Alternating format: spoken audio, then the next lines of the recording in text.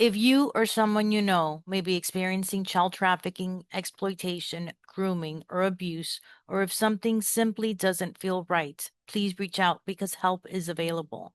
The National Human Trafficking Hotline provides free, confidential support 24 hours a day, 7 days a week. Call 1-888-373-7888. Text help to 233-733. Be free, or you can chat humantraffickinghotline.org/chat. You are not alone. Support exists and your voice matters. Thank you all for being here, for listening with intention, and for helping us bring awareness to stories that can protect lives. Hello, everyone. I'm Monica Clavijo, and welcome to the Bear Experiment podcast. Today's episode is one of the most important and deeply human conversations we've ever recorded. Trafficking and sexual exploitation of children in the United States is a widespread, unreported, and misunderstood crisis that doesn't just happen elsewhere. It happens here, at home, in suburban neighborhoods, in rural towns, and online through social media and gaming platforms that we all use every day. The National Center of Missing and Exploited Children assisted law enforcement in nearly 30,000 missing child cases last year alone, helping bring 91% of them home. And that's only part of the story. Many children are never reported missing, yet are being groomed, manipulated, pressured, and trafficked without ever leaving their communities. Today's digital landscape has dramatically changed how predators operate. Reports of online enticement, which includes grooming, sextortion, and manipulation, have surged, with hundreds of thousands of incidents documented in recent years as predators use social media, messaging apps, and gaming platforms to find and exploit children. Child sex trafficking, defined under U.S. federal law as the exploitation of minors for commercial sex, overwhelmingly affects young teens, with many victims between the ages of 14 and 17. In today's conversation, we go beyond the headlines to hear the lived experience of someone who survived 7 years of trafficking beginning at the age of 13.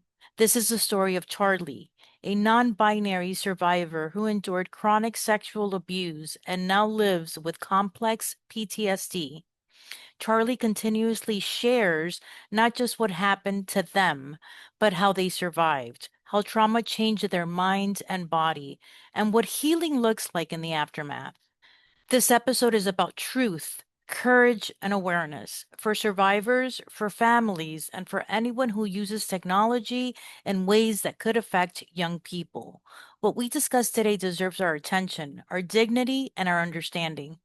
Before we begin, I want to ask for your continued support of the Bear Experiment podcast. Conversations like this matter, and they reach more people when you help us amplify them. Please make sure that you're subscribed to our YouTube channel and hit the notification bell so that you never miss an episode with incredible guests and powerful real stories. Now let's dive in. Quick question.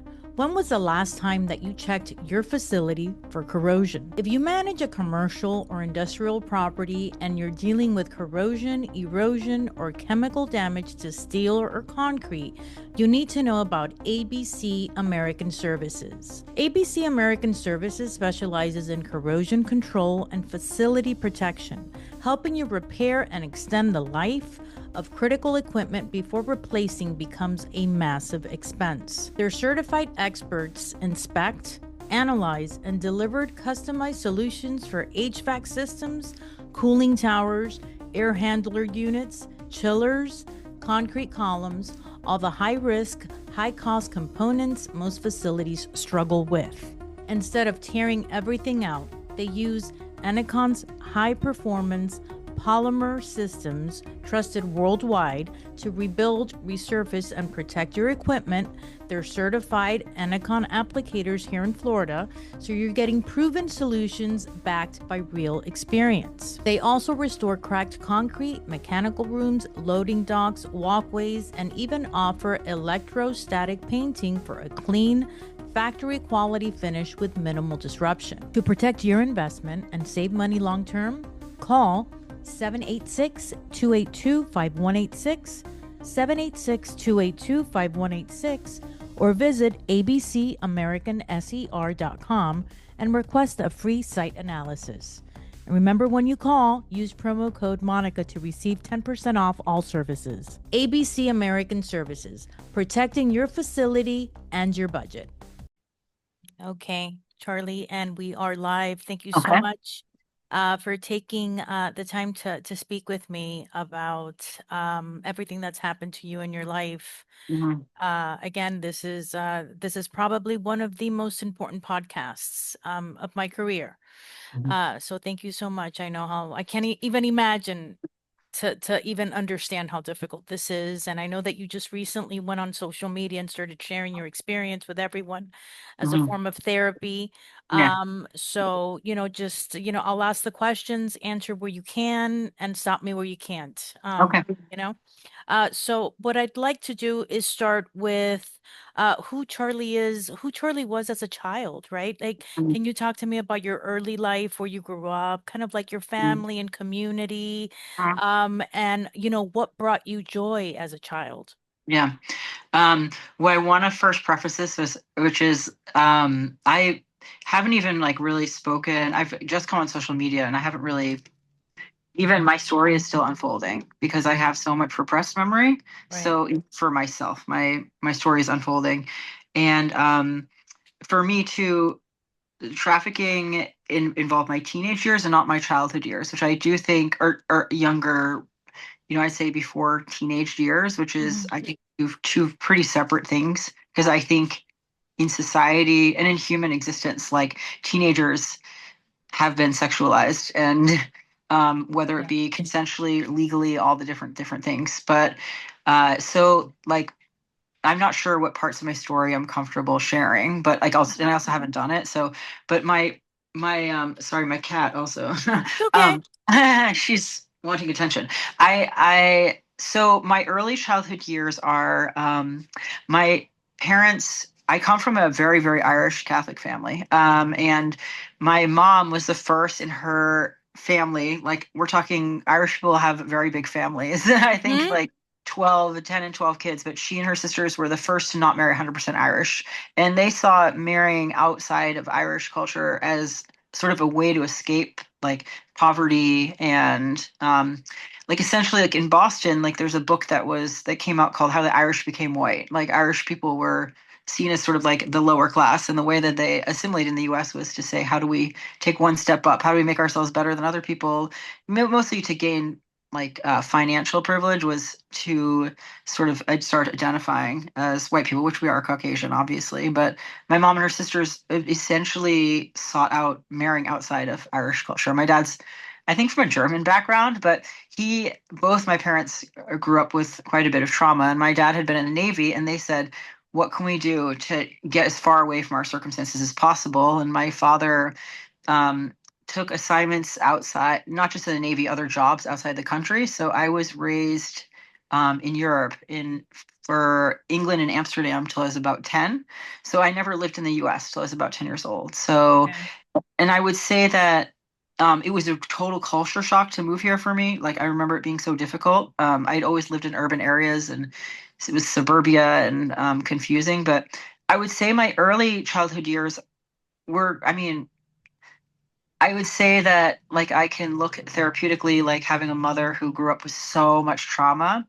Of course, I think lots of us have mother issues. Are intergenerational trauma and mother issues, I think, are is a Hmm. familiar story to so many people. Um, so I would say like I don't know what to say other than like um, I remember feeling like the structure of my life. Like I remember my mother saying, "Go to Marshalls and get two shirts that are like name brand." Was always trying to look like A certain part. hey, like we were not a certain way. She always be like, Right. look happy in public, look, and inside the home was sort of like a lot of she had like a lot of anxiety, tension. There's a lot of alcoholism in my family, so it was always like trying to navigate like placating a mother, and as a child you just want to do the right thing or be good, and Right. I think that plays into a lot of what happened with me because with people who are Irish, I would say that the way you sort of deal with a lot of trauma, let's say alcoholism or abuse, physical abuse in the family, domestic violence, is you never speak of it. You never speak of it because then it's not real. Then it didn't happen, you know? And I think that's why I have some understanding because, like, my parents, I was sexually abused and trafficked from like all of my teenage years. Um, and the circumstances were not a family member. Uh, I just want to say, like, loosely, a competitive athlete. And like in recent years, I won't say the sport, like things in gymnastics came out where like Yes, competitive athletes were being abused. yes. So I would say By the that by like the by the trainer. trainer and coaches, and it's Mm-hmm. seen as like this thing where competitive female athletes, like, you want to have people, they want to stunt our puberty and also have total control over us mentally because then we perform better. So I feel like I'm kind of jumping all around, but so like I feel like right from the start, I was leading like many different lives in one life. Mm-hmm. Often I was told very early on in therapy by therapists saying, "Oh, you have a very stable personality for somebody with so much trauma." And I thought that was a strange thing to say, but I guess now I understand it is some people develop like psychiatric conditions called like dissociative identity disorder, once known Mm-hmm. as multiple personalities, which didn't happen for me, but I do feel like when I have friends who'll be like, find who I've known for years, who'll find something out about my life and they'll be like, "How did I not know you lived in Europe for 10 years of your life?" Like I Right. had these super compartmentalized different stories that overlap where like and I still do that, like very very much compartmentalized. Like I'll have like a significant other who like for like 2 years I'll have them and they'll never meet anybody else in my life, like I keep things Which sort of which I yeah, feel that that's very common in anybody that's experienced severe trauma in their life as well, right? You kind of like put that away. You store it away, yeah, you compartmentalize it. yeah, So, and then it, like it happened to you, it starts coming up yeah, repetitively. And it normally does start in dreams, right? The more that I read yeah. about it, that usually is the way that it suppresses again. As Mhm. far as interest then as a child, when you were Mhm. growing up in England and in Amsterdam, so you were always you were an athlete always from a very young age?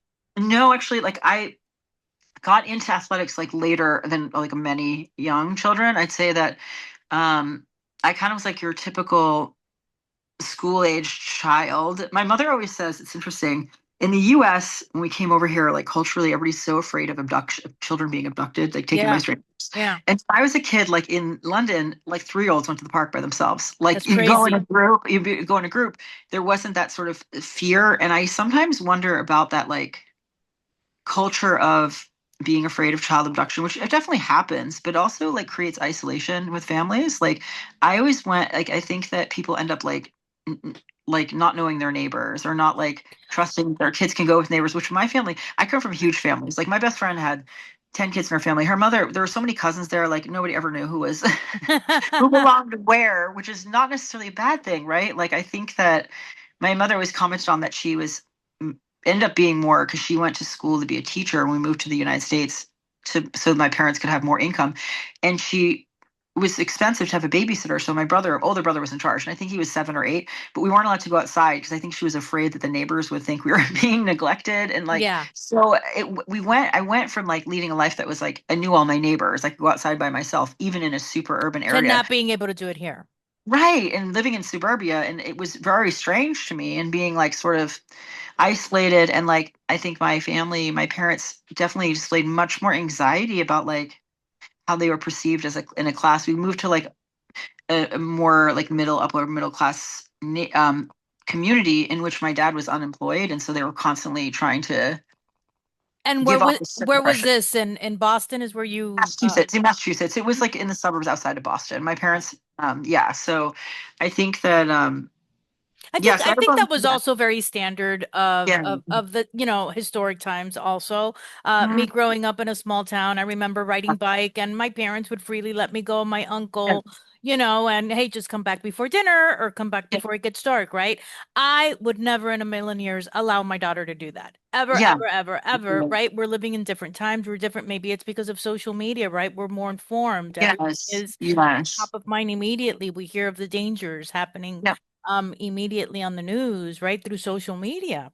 Mm. And I think that like if you look at the numbers, like statistically, like I'm also like I always tell people when we think of trafficking, we imagine like teenagers being abducted and like being, separated from their families. And I think that I didn't even understand that I was being sexualized or being trafficked because I was spent time at home with my parents, right? Like I would be away from my parents and with my parents for training and things like that.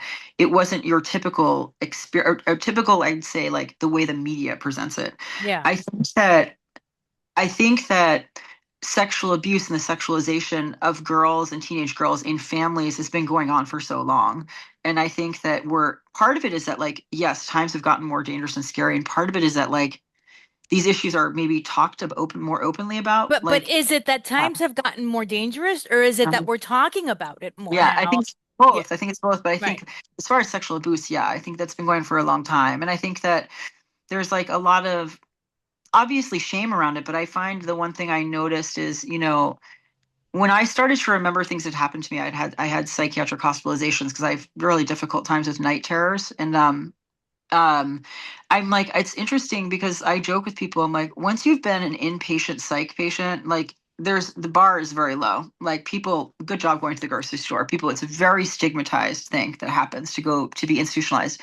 But it's this irony because like this society is like so focused on catching the predator, right? Like catching, they're so openly talking about how terrible this is happening, when I want to say if 1 in 3 girls are abused, this is a socially acceptable phenomenon in a certain way, and far more people are perpetrators than we know. The Mm-hmm. other thing is why is it that like people who have been really damaged in their younger years are so stigmatized? Like I've experienced so much rejection, family rejection, social, even friends, like stigma, just because I had been an inpatient psych patient. It's almost like no, if you don't, if I always say like I've done TikTok because like I feel like there's only room for a narrative of somebody who like overcomes adversity and has a story of like, look at me, like, look where I am now. When the majority of people who have so much trauma, like I have, it's like a constant struggle. It's a lifelong thing. And that honestly, like the treatments out there for what I have is just chronic PTSD, which is it's a different sort of developmental thing. Like it was my brain was developing and it was constantly exposed to trauma, right? The treatments are not great out there. And in part because people are dying. I always say people don't quote commit suicide. People, it's over a course of a number of years, they slowly break down, right? Like Right. they don't They give have up. the resources, or like it's staying employed. You know what I mean? Told that I'm considered to be a very like quote high achieving patient with the amount of trauma I have.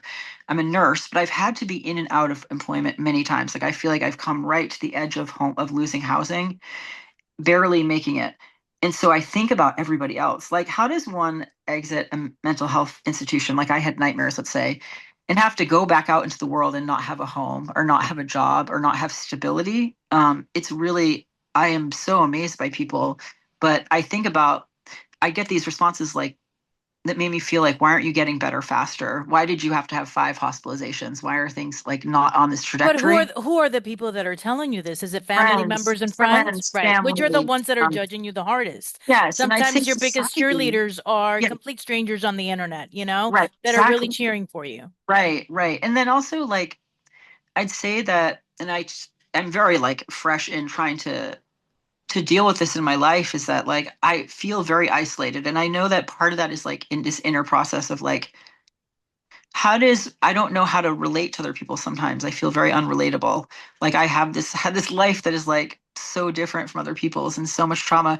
And I want to be open about who I am, right? But then it's like I also want my level of privacy, or also it's hard to be like somebody's like, "Oh, hello," you meet somebody and like, "How's your day?" I'm like, it's been a little difficult because I'm trying to navigate like 7 years of trafficking and Yeah. understanding, it's sort of like this thing of like one doesn't want to like overshare their trauma and traumatize other people, but I want to figure out a way to be more open.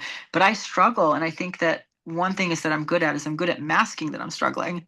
And that's the expectation, right? That's why I can be successful, is And like I can that's put the that. hardest part because that's how people Right. crack, right? Because it gets Right. to a point that you just, Yeah. everybody has a breaking point. Yeah. Everybody has a breaking point. I don't care And how it's a strong you are. And it's constant for me. It's like this sort of cycle right now because I have terrible night terrors. Like I tell people it's kind of this it's considered treatment resistant but also unique that all of my specific memories have been come back through dreaming. But also I have night terrors are these I have specific memories, and then I also have entrapment dreams where I just remember being in hotels trying to get out. There are these repetitive trying to get out. But I think that I've been very hesitant to like medicate away all of my sleep because that's where I get my memories back. And I feel like my body is trying to remember. As much as I don't like to remember, I need to know what my story is. Like I need to know. And I sometimes am amazed. Like it's very extreme. My story is very extreme. And always say that, like, sometimes I think too, this other thing I call it, my life is trauma porn, but which is not, it's kind of this way of saying is that we also, there is this like, these narratives or the things we see on TV or movies of like extreme trauma, and then it does align with certain narratives of like how somebody gets over it or how we deal with it. When overall, like I'm trying to undo this thing where I internalize that I'm a failure, that because I have children, like that I'm a bad parent because I have to. Right now, it's like it's been I've in 7 years I've had 5 inpatient hospitalizations, and they're like 2 weeks long where I just have to figure out a way because I what happens is I when I'm having all these dreams, I never get REM sleep. So I'll sleep, but like So they you're say exhausted. they say I wake up like 200 times, and my fight or flight is so activated that like I'll sleep for 9 hours and wake up completely unrested. And after a number of weeks, I start feeling manic and like I don't even know I'm not Of sleeping. course. And so like obviously I take some medications, things that what they do is they stabilize blood pressure so that I don't go into total fight or flight all the time. But the nature of my dreams and the nature of how my brain is changing to heal, because it's actually just it actually changes the shape of somebody's brain to be traumatized in their developmental period. Like 13 to 19 is this really important time for brain development. And so they call it, when you can change your brain, it's called neuroplasticity, like creating new pathways to like develop my brain so that it's not completely built around having been so scared all the time. Like I used to think, I told somebody, I think they call it nervous system dysregulation, like constantly being like On voices, on smells, alert. sound, Mm-hmm. on alert. I didn't even realize it. So I used to think those sorts of things were emotions and feelings, like being like startled, when actually that's totally the body as a survival mechanism. So I'm finding too that as I'm able to manage those things more, I'm having so many more emotions come up. So this is Right. why I constantly feel this grief and sadness and anger, because I didn't even know what an emotion was, because it was always Repressed. right. And even, which has been this thing where like I feel frustrated because I'm again this story of like, oh, what's wrong with you, like why can't you stay functional and stay in the world, when I want to be like, I'd say like I try to tell myself I've been fairly successful in trying to get through. Like I made it through nursing school. Like I still don't have a lot of support from my family, but it is, I think sometimes people are like, when I get advice, like I like, you just need to learn how to trust somebody or trust a new therapist. It's not like this thing I can do, uh, Of train course. myself to do, because I'm so accustomed to to leading this very compartmentalized protective life where I was protecting myself as well. Like I was like I told somebody once, like I don't think I even understood that I was having sex. Like I don't think I understood, like I had somebody who I thought was like my parent. Like I did and I didn't, if that makes sense. Like I think that even sometimes I catch myself being like, well, I didn't really have a boyfriend till I was 22. Like I didn't have sex till, I'll still say that even though I was sexualized as a teenager. Like Right. all those things, like it's part of it is like the way I coped, and part of it was innocence and isolation. Of But I course. still think they call it, I'm just integrating different parts of myself. But it is very like I think I said, oh, watch my TikTok from last night, because I sometimes at work, like I did.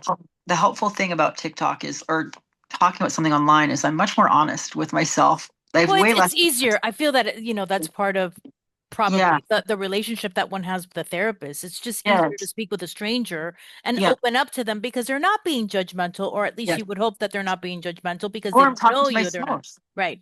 Like I literally will be by myself talking to a camera. So Yeah. it's like it's But interesting it to do does that. Yeah. something to you, just kind of Yeah. like releasing all of that negative energy and trauma that you And, have, just sharing it and speaking about it. That's part of the right. process to heal. And I So don't really find it out. Yeah, I just find myself wanting to, like, it's new to me. So like I'll find myself being like trying to digest something, and I don't plan out like a topic. I'll feel myself inside of myself trying to say something At the to moment. myself. Hmm. So then I like go into the bathroom at work on break. I work in a nursing home, so Oh, so like you do it it, at work?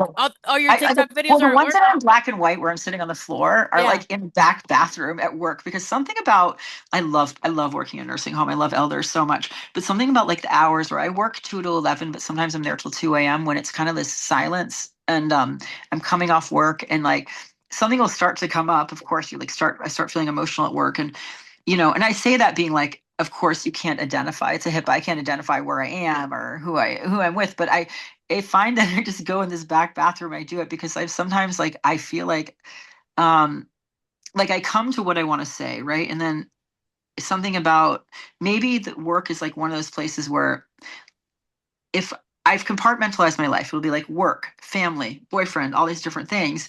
But like if I start having these emotions that I can identify as part of my trauma experience overlapping with my work experience. I don't know how to explain that. And I Hmm. go and sit in the bathroom. It makes me feel like a little more integrated. I'm like, oh, I'm this person who was that person in that trauma, who also is this person at work, Of who also course. is. And it feels like I feel sort of relieved. And I think that I really am so astounded at how supportive we are capable of being for each other. Because I always tell people the thing that survivors need the most is somebody to say, I believe you, I believe in you. Like when Hmm. someone's like, what do I do? It's so complicated. I'm like, it's not actually though. You just look at somebody, you don't pretend to know, you just say, I believe you and I completely believe in you. Because sometimes like somebody's like, how can I support you? I don't know. Sometimes somebody says, well, you don't have to relate to somebody, you don't have to know any of those things. But I look at the power of people on the internet and I think people hold back. I think we're very quick Yeah. to Well, it's yeah. again, it's because of the judgment, right? Yes, yeah. The But why is it that, like, I say to my kids, I always remind them, you need to say the things you see in people out loud that are their strengths, that are strong. Because we're so quick to say compliment, the negative. to negative. And it's not just compliment, it's like just state out loud, I see the strength, be sincere. But I always want to be like, I think that one of my biggest something that's kept me alive and allowed me to survive is that I'm like this eternal optimist and like I believe in people so much. I don't know why. It's like I used to joke, I'm like, I'm a golden retriever that comes to the door every morning and says, I good saw that morning, and then video. gets punched in the face and down again and get good morning. But I want to say, like, we collectively as a society can do better. We really can. It's hard to name the things that are awkward. Like sometimes, like I say to my kids, I think females have intuition, right? And we're raised to say that, oh, that's just like that crazy woman thing, when really it's very on point. It's Hmm. very like my kids, I say, if you get a sense you don't trust somebody, that's Believe fine. it. You Believe don't it. need, and you don't need to know why. It doesn't make them necessarily a bad person. Trust your instinct about them. They're not right for you.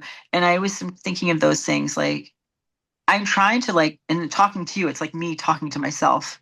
Because there's a part of me that is still a 13-year-old that's very vulnerable. Like I feel that since I've started to experience my emotions from that time, All I kinds of feel emotions are coming up, and they're yeah. 13-year-old. They're like this thing where I've had this, somebody told me once, like a mentor of mine said to me, she's like, something about you don't ever lose your innocence. And I used to think of innocence as naivety, and it's not. Innocence is like, she said, it's like approaching somebody with an openness. She's like, you still do that despite all the hurt you've had. She's like, you have this innocence. It's not naivety. Hold on to that. Because I think we're taught, I Well, used to think, could it also be because you weren't able to do it when you were supposed to at the age of 13, yes. you Or know? like, I wonder, like, I used to tell myself, when I grow up, I'm going to be so much stronger and I'm going to be tough and I'm going to be like, have this hardness. Like I saw that as maturity because I can be very like silly. I can come off as like very, and I realize that's that openness. That's not naivety. That's actually like the part of me that is still like I'm not, I used to think I was ruined. I used to think to myself, I'm so ruined, like I'm ruined. And there isn't. I'm not ruined because there's that part of me that's still like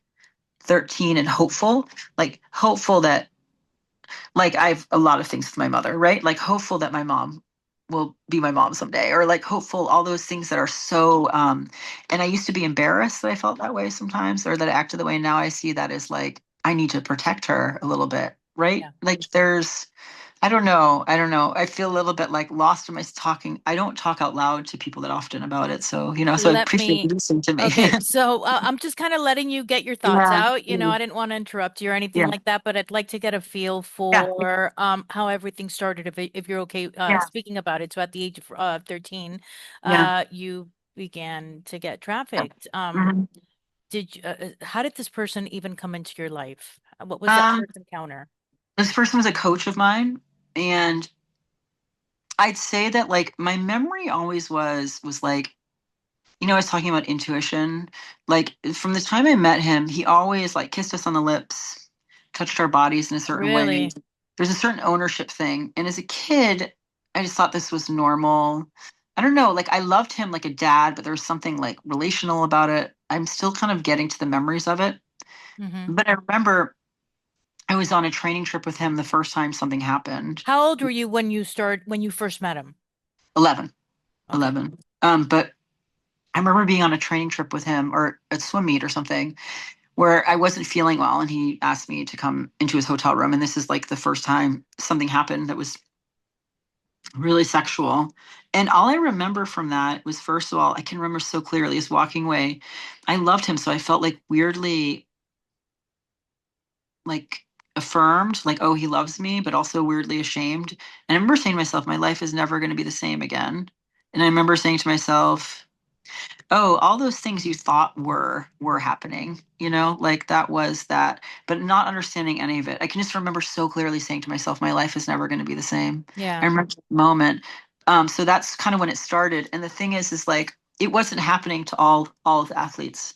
I would say like there was a very, very elite national team, and then there was those of us who were like sort of a step down. And I always wonder if he targeted me, A, because I was somebody who was like when I was 16, I looked about 12. He really like favored Young looking. girls who looked like girls, who looked Hmm. young but were, and also because I wasn't like the superstar on the team, like a lower tier down, maybe because like it would have garnered more attention Hmm. to, but he'd bring me to meets I didn't wasn't quite at the level to be at. But what happened was is like, we always stayed in hotels and stuff. Like trafficking for me looked like there were like sort of rings of people. Like I was brought to parties that like Epstein was at. You know what I But mean? Like where were other adults during all of your travels? I mean, I there'd be would. some chaperones. There'd be chaperones. I don't really know. It's parts of it are like so blurry to me. There'd be chaperones, but we were with him a lot. I also think that people that was so confusing to me is I think that, and they say that chronic PTSD for a child is less about the violence that happened and more about the chronic invalidation. You kind of like, why aren't any adults saying anything? Like Why isn't anyone protecting me? I'm a my mother, child. my mother said she knew it was happening and she was groomed, but she didn't say anything. I think he groomed everybody. He was a very charismatic man, and he came out. He was an Olympic coach, and a couple of years ago, all of his, I could say, awards and every accolades were stripped from him. He like ran away out of the country. Like there's a big article about it. But I think that I don't know. Sometimes I don't know. Like I'm like, how did I end up at a meet in the morning and then at this party at night? And where was everybody? I don't know. Like I think nobody ever questioned him what he was doing. Nobody ever questioned. I think all those pieces are still coming together for me because I say the same thing. I'm like, how did this go on for so many years? How did this go on? I just would like compete or train or I don't know, but yes, so trafficking can look, I think, a lot of ways, but for athletes, a very specific way because we travel for Right. competition, Right. travel for training, sometimes, and it was out of the country. And so when I say trafficking is technically when somebody, we always think of kidnapping, but like I think that sometimes they say I've been thinking a lot about like, well, she didn't want to save herself. I love this man. This man was like my dad, my boyfriend, my everything, right? I don't think I would have ever wanted to leave him because that's how the relationship became so like my entire identity was wrapped up in him in Right. control. And so It became your norm at that point. yes, so as far as like trafficking, I want to learn more about it because I think that we get the what we see on social media, like international like young girls that are brought from other countries, right? Like it's terrible and like put in like they going through this experience of either trying to get citizenship or their parents, I imagine to some degree, it's not always kidnapping, want their children to get better lives, end up in this country for that reason. We have trafficking that looks like mine. There's many different faces of trafficking. Trafficking can happen in the city you live in with like a teacher. All it is involves is somebody, and it's not always kidnapping. Sometimes the child has a relationship where they don't understand with the adult, and their parents are busy or their parents want better for their kid. Like my mom thought it was my route to a better life. You know what I mean? Like, Well, I remember uh, reading a case about it was a pediatrician that the mother was busy. She had a lot of other little kids, and he yeah, was like, "Hey, let me take care of this one. You know, I'll take him to ball games. I'll do this and that with them." And he started sexually molesting the child, you yeah, know, yeah, and the parent was completely in denial about what was happening. yeah. And I think that sometimes you're like, is this happening? And then life is busy. But I do wonder, I do want sometimes to talk about like, from what I can remember, these are like I presented like a certain type that was like, I want to say marketable, which was like when I was 13 to 19, I looked like a 12-year-old. I was barely pubescent, and it was something that was wanted. And I know that these were like rings of people who knew each other. I remember his friends, like Epstein wasn't this alone. Politicians, like I vaguely remember people at parties I'd go to, right? Like a lot of people knew this was happening and knows that this happens. I would say probably that's from like a higher class. I wish I had more memory. I'm still trying to get it all back, Hmm. because I was used to it. I'd always dread it. I'd be at the party and like you'd see other young girls my age, right? And what do you think those people thought was going on? Like at these like sort of like champagne, like I So think there so was there three different were parties. so there were other young girls that were also being trafficked in your circle that were. Not I would say not my circle. I knew that he never brought us together to parties. I knew there were a couple girls. He'd always just bring one of us. But I met girls that were being trafficked by other people. And I Hmm. was definitely saying I always knew we knew. I was always so happy to see them because I was alone with him all the time. Like the thing I hated the most was like after like if he brought men to a hotel room I was staying in, I always hated that I had to stay alone by myself afterwards. Like after everybody left, I was always alone. I hated being alone with it. But so I kind of liked these parties in a way because shouldn't laugh, but like there was this relationship where we like had an experience that was shared. We weren't so isolated. Like we could do each other's hair, joke with each other or Right. something. Well, yeah, you had That it's almost like a level of support, right? Like you're not right. alone at that point. And you just know it's for me it was just my reality, like, and I've made some TikToks about this. It's not like I actually I became to like some of it, so it's very confusing, and that's very common. I think that if you're Well, sexual that's identity, also all that you knew at the time, all I right? knew was Right. love, and like then it's like you have all these feelings. So like, should I have liked that? Should I have like been? And I think all those things feel so taboo even now to talk about. So it wasn't always. Sometimes I was very fearful. Sometimes I wasn't. Many times I was just overwhelmed with guilt. Sometimes I was confused. Sometimes it's so many different feelings. It's and I look back now and I see a picture of myself. And sometimes because I still feel like that 13-year-old inside, right? But then sometimes I forget. I look at a picture and I'm like, God, I was like a little girl. Like I'm really at 16, like looked like didn't have my period, like didn't like so it's easier for me to have more compassion because sometimes I remember liking it or like I forget that I wasn't an adult because my memory is like when I have memories, it's like when you have trauma memories, they've happened in real time. It feels like now, right? So I remember Okay. it now, but I'm an adult. You know what I mean? I'm an adult, and I get confused too because became legally an adult in that relationship, but I was a child. I like again like didn't have my period till I was like 20 years old. I was very isolated and very I don't really know. It's complex. It's all very new to me to talk about it. It's and I think that I've been in a very intensive phase of getting more memory back, like the last 2 years, and I'm astounded. Really, I'm astounded. I can handle it. I'm Why do you astounded. think that is? Why do you think that now all of a sudden all of these memories are coming back to you in your dreams? I think because I can handle it, So honestly. it's like I'm ready now. Yeah, Now it's or like happening. I had to build up to be able to handle it. I think eventually, just I think what's triggered it actually is my remember when I had my first child. My partner, I was married to a woman for 10 years. My partner gave birth, but I remember something. I remember these feelings starting to come up that were like, and they say this happens. Your trauma can start coming back when you have children, right? Like you start to be like, I don't know what it is. Well, it could very much be like it just opens up kind of like a spiritual wound that you have Yeah, inside of you at that point, yeah, like right? it's a You know, child, bringing like life. right. And I look at it and it's like, I think when I first started having memories, the way that repressed memory comes back, I always tell somebody, it's like you look through a camera. You know, in cameras, you're trying to focus the camera. Hmm. So like when I first started, repressed memory first comes back in like a sensory thing. Like I'd wake up really terrified, but with have no idea why. And then I started to wake up like knowing who it involved, but it's almost like you're just constantly resetting the lens.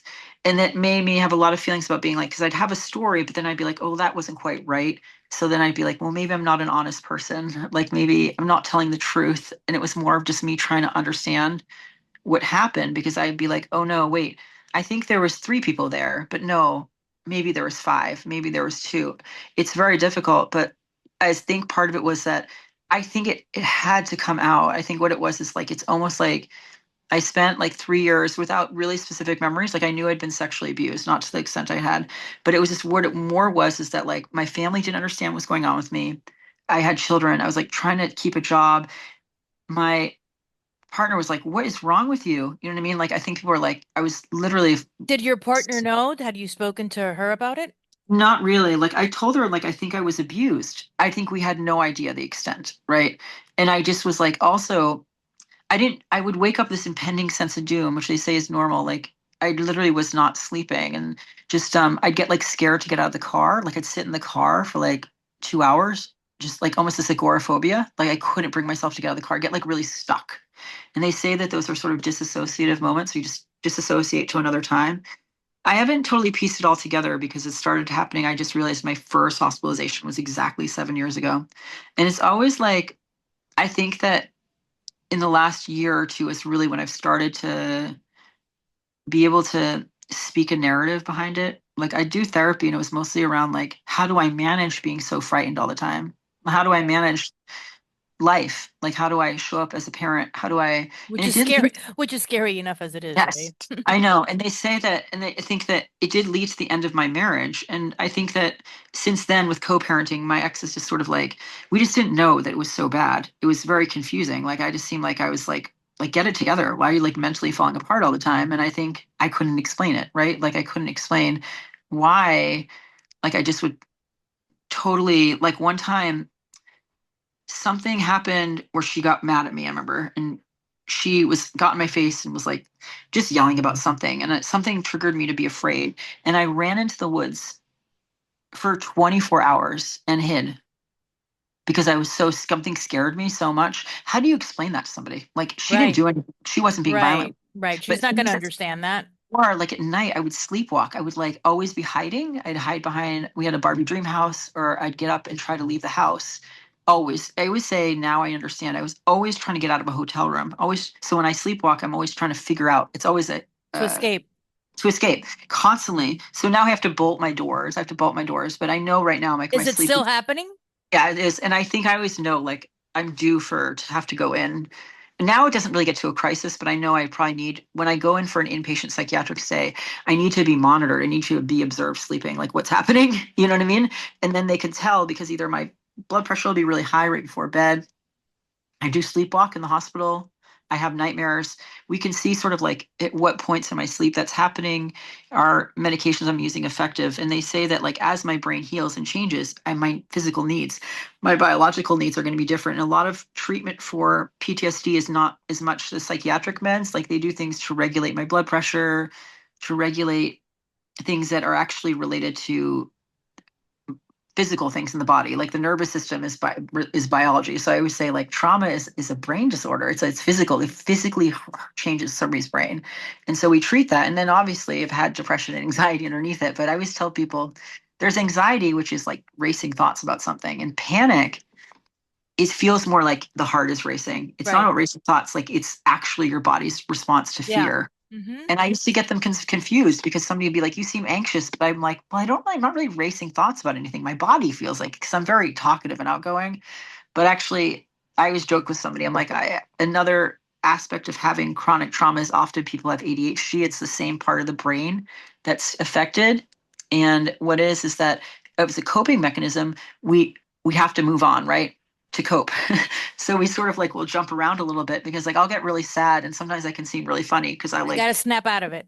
yeah. And so and my brain just does that. So but Have you that ever is have you ever looked into or considered psychedelics that have been so effective for um chronic PTSD, like all these veterans, right, that have Yes, endured yes. severe trauma during Mhm. battle.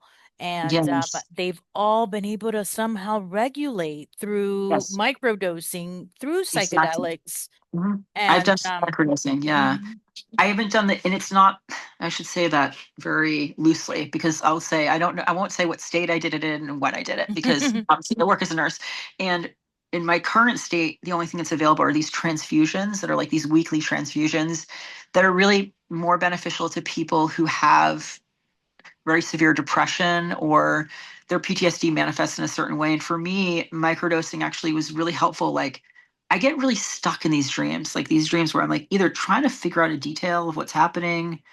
And ketamine, they say, is one of them, which is something that allows for neuroplasticity. It actually helps you change your brain. And sometimes it's like in the past when I've been really, really stuck in these entrapment dreams, using a little bit for like a couple weeks, somehow I'd managed to find my way out of the maze of whatever the maze is happening at night. And I completely agree. I wish it was more understood. I wish it was more accessible. Right. Um, and yes, and then a lot of things for me have been like a lot of it has involved like they say like for example I put my face in a bowl of ice every morning because it resets my nervous system because I often wake up panicked and you can And reset that your nervous system. helps. Yeah, very much so. And they say like I used to be annoyed when people would be like just take a deep breath and I'd be like oh my god please don't tell me to do that. It actually does help to learn how to do like regulated breathing. We all have coping mechanisms. Like a lot of ways I cope. Some people, substance abuse, right? I have this thing with self injury. Self injury, sometimes when I'm in a certain phase, if you think about it, I don't want to talk too open. I mean, I do this thing where I cut myself, and Hmm. something about it regulates my, it will bring a really intense moment down. Like, I don't know how to describe it to Well, people. is it because this is a very physically effective way to Yeah. be able to get out of that thought process that you're in at that moment, right? It's like let me deregulate myself, let me feel Yes. the pain then of cutting myself in Right. order to not continue to stay in my head in this And traumatic also my moment that I was in. body, it takes my body away from my body will be very tense and then all of a sudden I'll be able to relax or like get out of the house. It's also physically shifts something. It must be. I'm also convinced it's sort of like related to the same part of the brain. Let's say, some people will like drink alcohol or something, right? To change something in their brain, relax something. I Hmm. think it's kind of similar. Like I feel a physical shift. It's not just about, I think people do things for different reasons. Like It'll it's not hit you. just Could about, it be like a dopamine hit that then you get at yes. that moment? Yes. I find that like I can get out of like I'll be real some days I would get so stuck I like couldn't leave the house. And I have to go to work. I need to function. Like I always tell people, That was an yes, effective way to start right away. right. And I think sometimes it's like I try not to look at coping mechanisms as good or bad. Like of course like I don't want to be like I substances aren't really my thing, but in the past, like twice a year, I do like a binge drink and I get like so sick from it. And Hmm. I think that it would be this thing of like I just couldn't take a moment. It just I feel fortunate that it hasn't stuck as my thing because like I think that there's more stigma attached to it and more dysfunction related to it. But like for me, it's I tell people like sometimes I needed to go to work or get out of the house. And the only thing that worked would be to self-injure. I'd suddenly snap out of it and be able to go be functional and stay housed. Like it's not the most ideal thing, but I have to be able to pay my bills and like Yeah. show up for my children. And it's changed, shifted as I've learned new strategies. But I think that sometimes I notice in the psych system, they see these things as like, we got to stop this immediately, this dangerous behavior. And I'm like, well, it can be to a certain degree. And also, some of these mechanisms that we developed as young people were proved to be effective and were worked, right?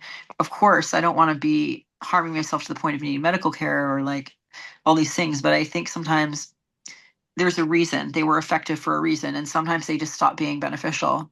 They stop being beneficial, and I think I do I still engage in this activity, but I try to be kinder to myself or less seeing it as like this is an indication that I'm unwell or like that I'm making bad decisions. It's Hmm.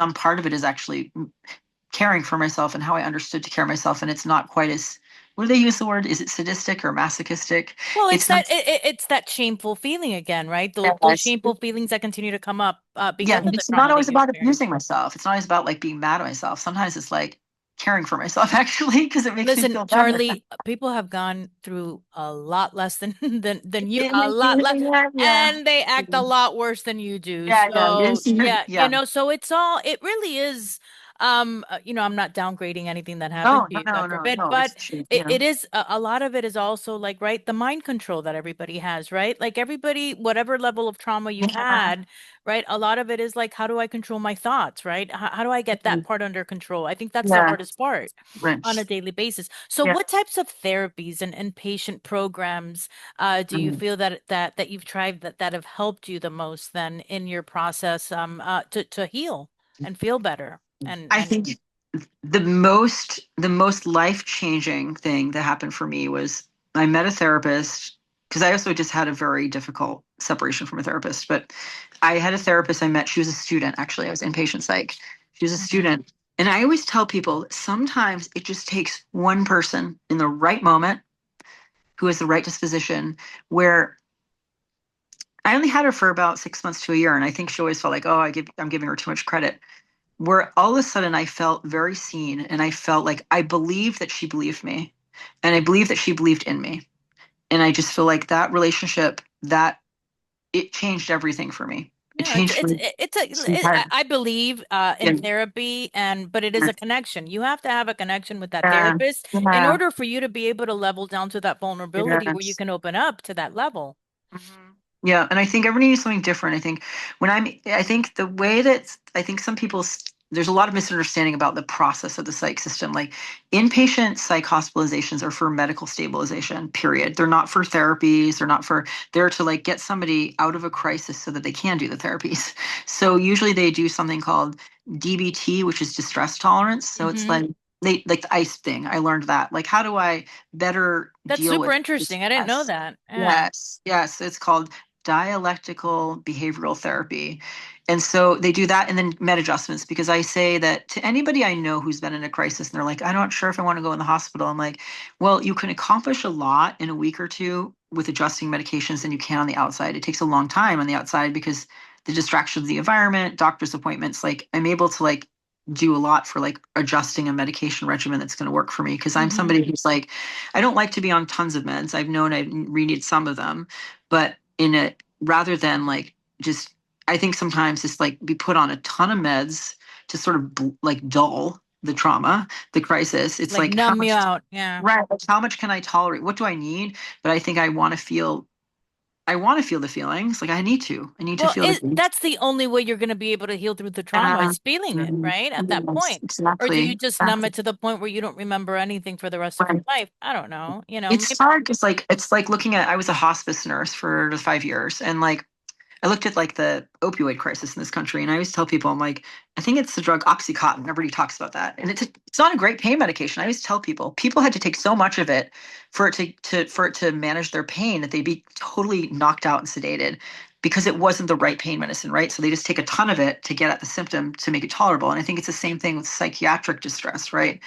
You see it, and like if you can honestly like sometimes manage the symptoms with a med that might not quite be from the right class, but if you give quite a bit of it and you numb the person out, you get at that symptom when really if you are like sort of I really try to be really think and I think that's the benefit of being a healthcare provider is like having medical literacy of you're able to understand that a little bit clearer. Sure, that makes like sense. and That's also definitely like a positive link.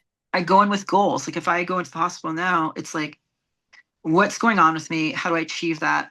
How do I like be really articulate? Because doctors can be like sometimes like I'm amazed at somebody who's like a psychiatrist who's going to meet me for a half an hour and say think that they have all the answers for me. It's a little bit Right. scary, right? Like I want to do my research and like I feel so privileged in that way, you know? And I think that Well, right you have now to almost be like their worst nightmare when you come in because you come in that with so much knowledge that they're just like, shoot. they don't like that because I think that for a while, like I always used to be reassessed and assessed and assessed for a mood disorder, for bipolar, because when my dreams are really bad, I will present as that they call hypomanic, somewhat manic. It's like I call it the Tigger The effect. My highs sleep, and lows. when Yeah. I'm having bad sleep, I'm like Tigger the next day, extra like super hyper, boing, boing, boing, you know? Yeah. It's somehow I manage that. And it comes off as mania. And it's not that, it's actually a trauma response. And so it felt like in my body, I had to really fight that diagnosis, not the diagnosis, but the medications. Like once I went on a mood stabilizer and it made me so ill. Yeah. And I soon found that like actually what calms me down are stimulants, like ADHD meds. Like they do the opposite thing to my brain. Like Hmm. I'll be really heightened and it makes me less anxious. But I had to like just calmly like listen. But I'm like, sometimes I feel like every one of them would be like, I have a really original idea. I'm like, okay, let's do this. It'd be the same thing over and over again. But I try to just listen, remember that the system isn't perfect. Like I right now on TikTok, I'm like, don't do as I do. Like I'm really struggling. I had a really difficult what I call a therapeutic injury. I had a therapist I loved, and she didn't handle something well. And unfortunately, people with trauma are very sensitive, and something like an injury, it can Yeah. be detrimental. It can be detrimental. So I say this so carefully because I love this person so much, and she really helped me, and she also really hurt me and harmed me, and not like it's small, but it was so big. I always say like a paper cut to some people is like this deep wound to me, and vice versa. And so I would say like for trauma and things like that, for myself, I have found the connection with a therapist to be so helpful because it's the first time I'd ever start feeling integrated, like somebody even knew information about all these little lives I lived. You know what I mean? Where I was with somebody who like had a connection to all these different parts. But I feel like I've only been super connected to therapists for about like this was a 7-year process for about 3 years of it. And then I Okay. had this separation in the spring, and it's really affected me because I can't seem to bond. I've really tried to meet other therapists, and it's like I can't. And I think that I'm trying to see it now as like I'm just being like I will when I'm ready. I just think that it was but I miss having a therapist so much. They're such important.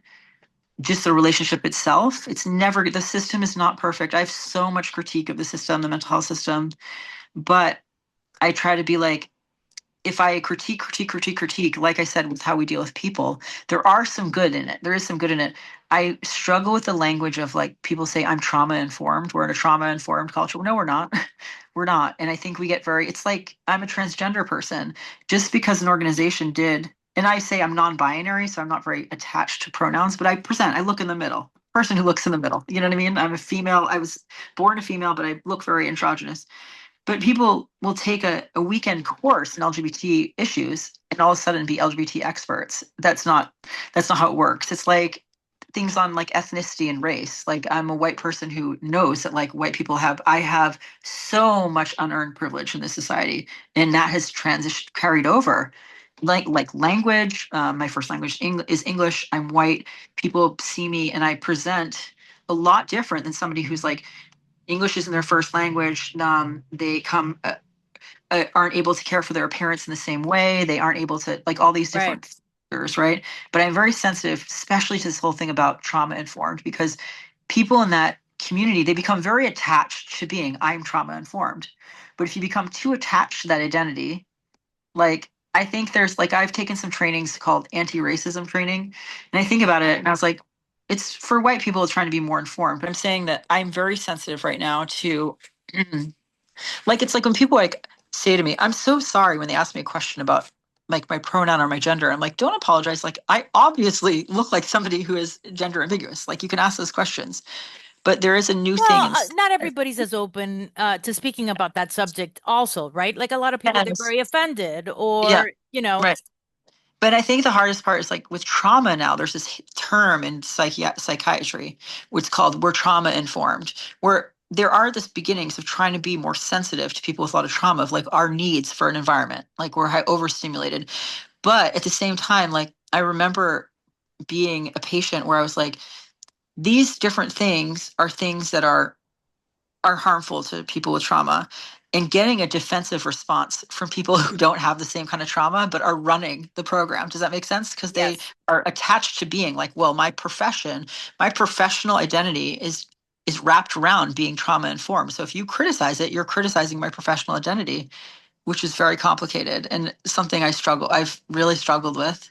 And which is why I decided to be like, maybe I should go on TikTok and like just show like I think I used to feel very embarrassed that I struggle so much. And I was like, well, when I have my story together, when I'm more together, that's when I'll talk about things. And I don't know, I don't think that's an effective thing. I think we need to see that the system it's not good enough. It's not good enough. It's like people are suffering and struggling and not surviving, and we can do better, and we should always challenge each other. Like I want the system to not settle on, well, we're trauma informed now because we have these therapies. They're not good enough yet. We need to also be like, great, we've made progress. Let's challenge ourselves to have more progress. And so I want to be a voice of being like, I want to be a peer. I'm in a position where it's, at least right now, it's therapeutic. I'm very astounded by the response to me online. It's beautiful. It's overwhelming, but I'm trying to stay with this idea that it's part of my therapy right now. I need it. I need it desperately because it makes me feel so much less isolated, you know? But like, I'm not, I don't know. I don't know. I was just trying to be like, not, it's funny the response because I feel embarrassed a little bit I'm talking sure about you this. do. I'm sure you do. Yeah. It's a heavy, it's a very, very heavy topic. And yeah. It's very brave, everything that you're speaking about. What would be something that you feel would be valuable to tell other survivors in the process of healing, when the process feels so slow sometimes or misunderstood, or you're not really understanding what you're feeling in the moment, right? Like, so what would you tell somebody that's experiencing this for the very first time? I think that I always go to, I believe you, I believe in you. And Just I let I them know believe in that they're not us. alone. And I was like, and I believe in us, and you need other survivors to be with, but also that if you're struggling and you're feeling like you can't get the help you need, it's valid because there's not enough of it out there, and there's Hmm. might not be the right one for you out there yet. So you're not a failure if you're not getting your needs met in that way. You're not a Right. failure. Like the thing is like, say that, and I'm so sorry you're not getting that. Keep trying, but also validate the fact that like you're putting these efforts in and either they're not available. It has nothing to do, like, yeah, I think that you're not a failure, and that like that I believe in you. I always say, I believe you and I believe in you. And that has done so much for me. And there'll be a lot of feedback. Well, we don't know how to help you. You're not trying hard enough. This is complicated. Not that complicated. I believe in you. I believe in you and I need you. I've realized I really need other. I was so isolated. Like I've connected with a few trafficking survivors and it's like so beautiful. And I realized I need that so much because I feel so um unrelatable and alone, or like I'm always Right. like a story, and everybody has that. It's a human part of human experience, but A I'm hundred trying to percent. seek that out because I don't have a therapist right now, but I was like, there are other therapeutic things I can do proactively. So I always want to be like to people like it's okay if things aren't working, and are like connect with other people with a similar experience, you know what I mean? And no one's better than anybody. Nobody's No, you no, know, and at all. there's no like, oh, well, I think sometimes it's like there's an end point to it. And I'm realizing now, I'm only coming to terms with this, that this is a lifelong thing. Like for me, I think it's going to be a lifelong thing. And it's hard to see that because it's hard to not be like, why am I not better? Like, what does that mean? Like, I was like, I joke that it is everything and it isn't everything. Like when I say to people, I'm like, I always say like, maybe I'm this way, or maybe I was just sexually abused. I don't know, because it was so much of my identity, and that's okay. Hmm. I'll learn from it. It is and it isn't everything, right? Like it is and it isn't. That's how I see it. It's like, just like I used to think I was a bad person all the time. It's all I ever said to myself as a kid. They say that kids, when you have shame, the core of it is like, I think that at my core, I'm bad. Like there's something about me that's bad. And I always think about that, how sad that is. And I think that's a normal, I always try to want to normalize that and be like, that's so deep in us. You know what I mean? So Yeah. means so much to me. And people are And like, and it's universal. It really does yeah. apply to everybody, right? Yes, yes, exactly. In the end, what we want is to be understood and just to be accepted, I believe, right? Yeah, And when you yes, have that level exactly. of shame, you don't feel like you're part of the clique, you're part of the clan, I right? know, I know. So how And do you we're do all, it? to some degree, we're all experiencing it. And then to some degree, yeah, some experiences are unique. I always want to be like, it's just how it is. I always try to stay. shy away from like telling people like buck up, or maybe this happened for a reason. Right. I hate that Yeah. narrative. Come Okay, great. on. I Right. know, I know. I think that I like, it's I have Yeah, this let's difficult. flip the roles here to I see if know. you feel the same I way, was you like, know? I actually know. I'd rather this not have happened. And I do hear that like, we're stronger for it. It's kind of like this bootstraps mentality. I think my parents' family had that. It's like if you just pull yourself up your bootstraps and like walk uphill 10 miles. I'm like, yeah, say that to people who have like been migrating across the border, like through like all these sort of things, like That's so right. much adversity, trying to escape these really terrible situations.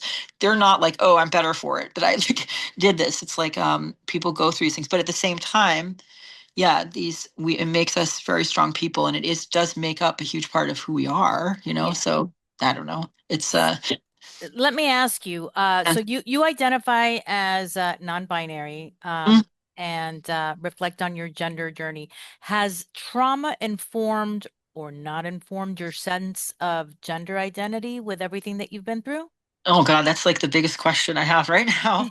I think that I would say it's really taboo to say this.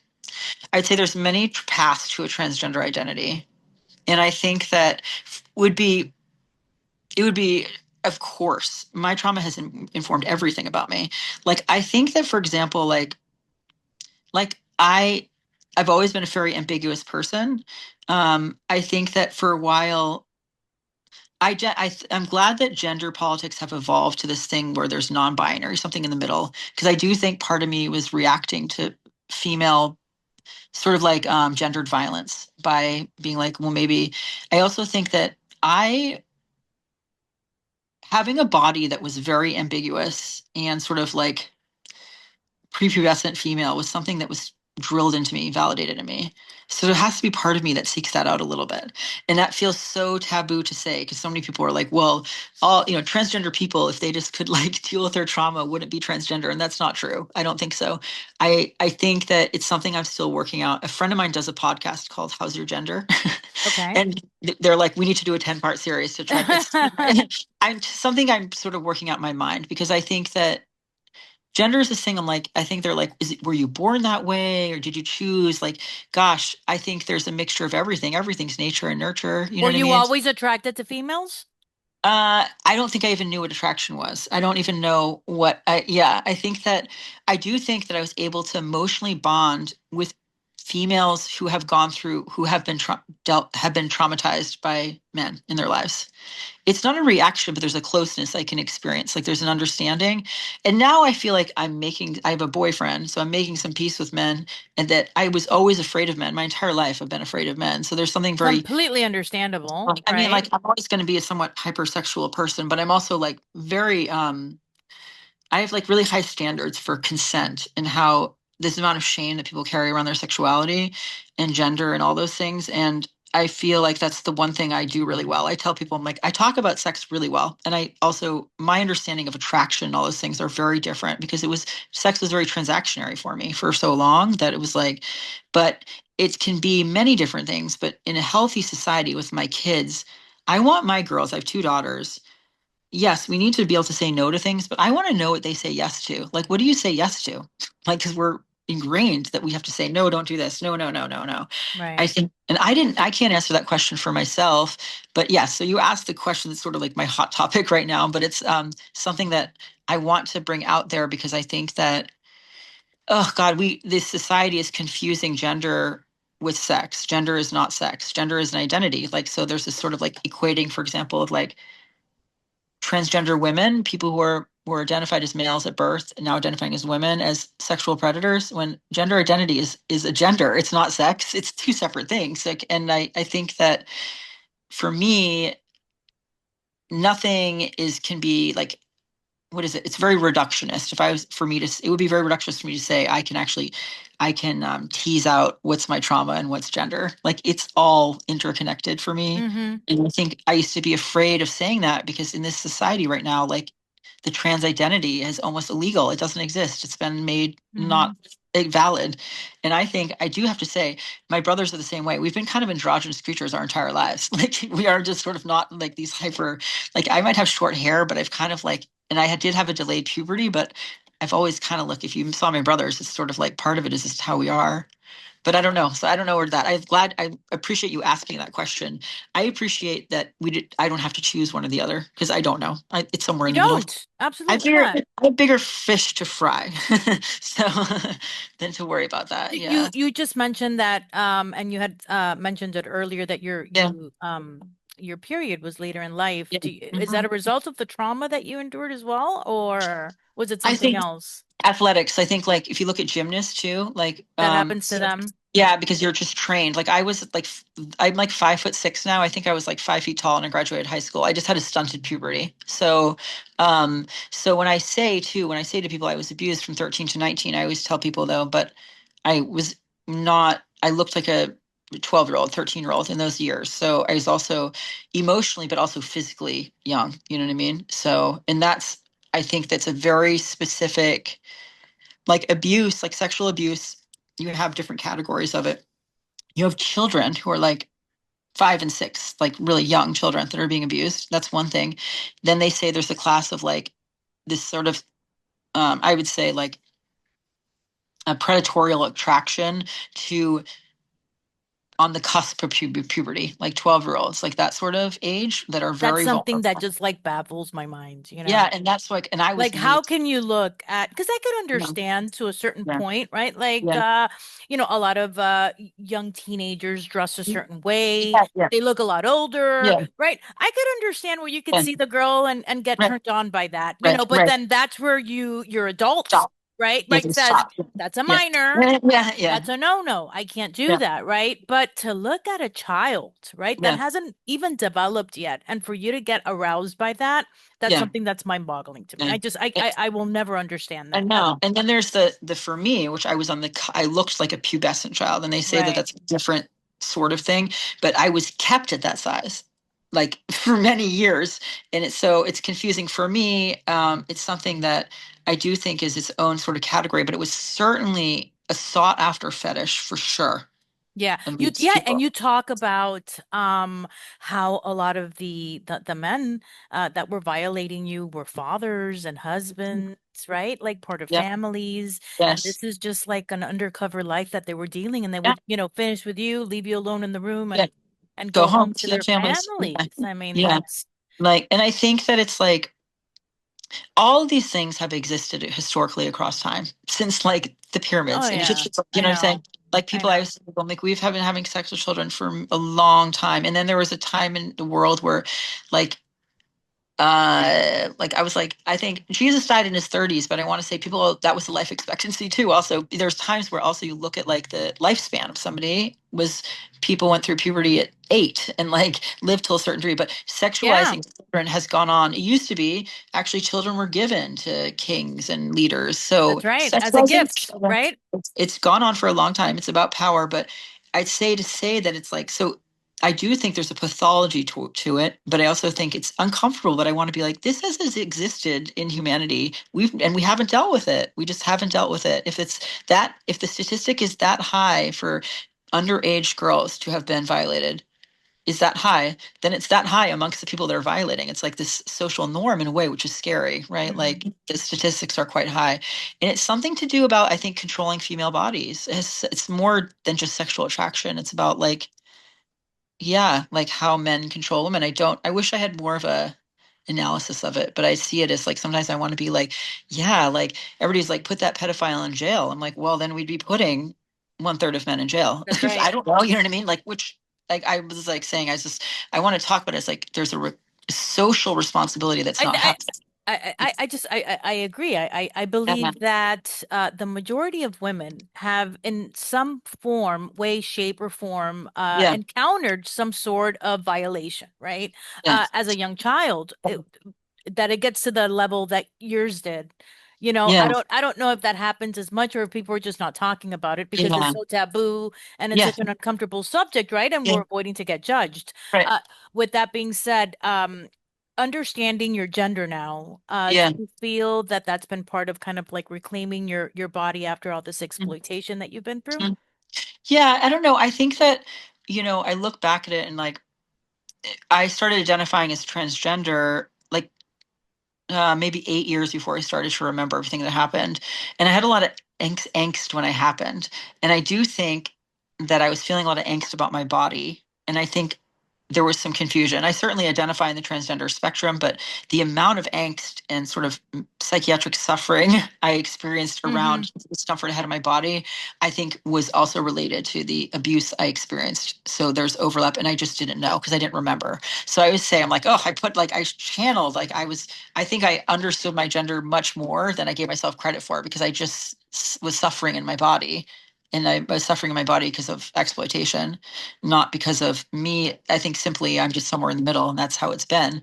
But I really thought all my feelings of discomfort in my body were about gender, and really my discomfort it was from trauma. I think I do Are think you that. are you fully transitioning?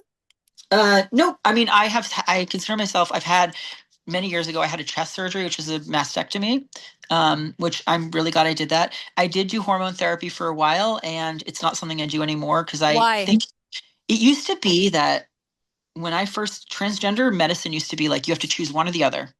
You go all the way one way or Gotcha. the other. Right. You And can't be in the middle. it was stressful. And I was like, That's am I true. going to shop in the Docker section to the rest of my life? Like I've always been a sort of in the middle person. Hmm. And I did like some of the changes. And I tell people yes, I'm transgender or somewhere in the middle. And I do like the physical changes I've had in my body, but I was so relieved. I call like kids these days non-binary. It gave a category. So there is some. So I stopped taking hormones mostly because this is interesting, but like on testosterone, I lost my sense of intuition, gone. And like it's a weird way. And like this is why I look at men sometimes. I'm like, how did you make this decision?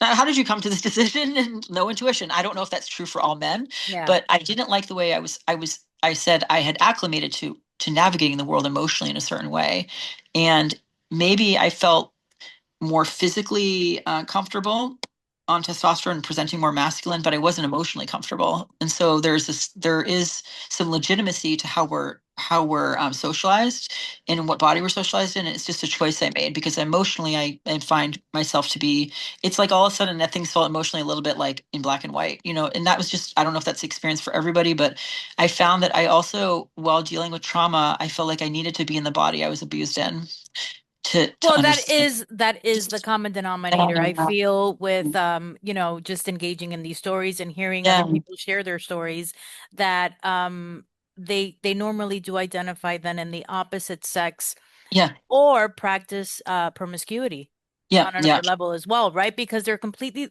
disassociated yeah, sexually from their own yeah. bodies. And that's been a thing for me. Like, I think I'm a very sexual person. I always will be somewhat hypersexual.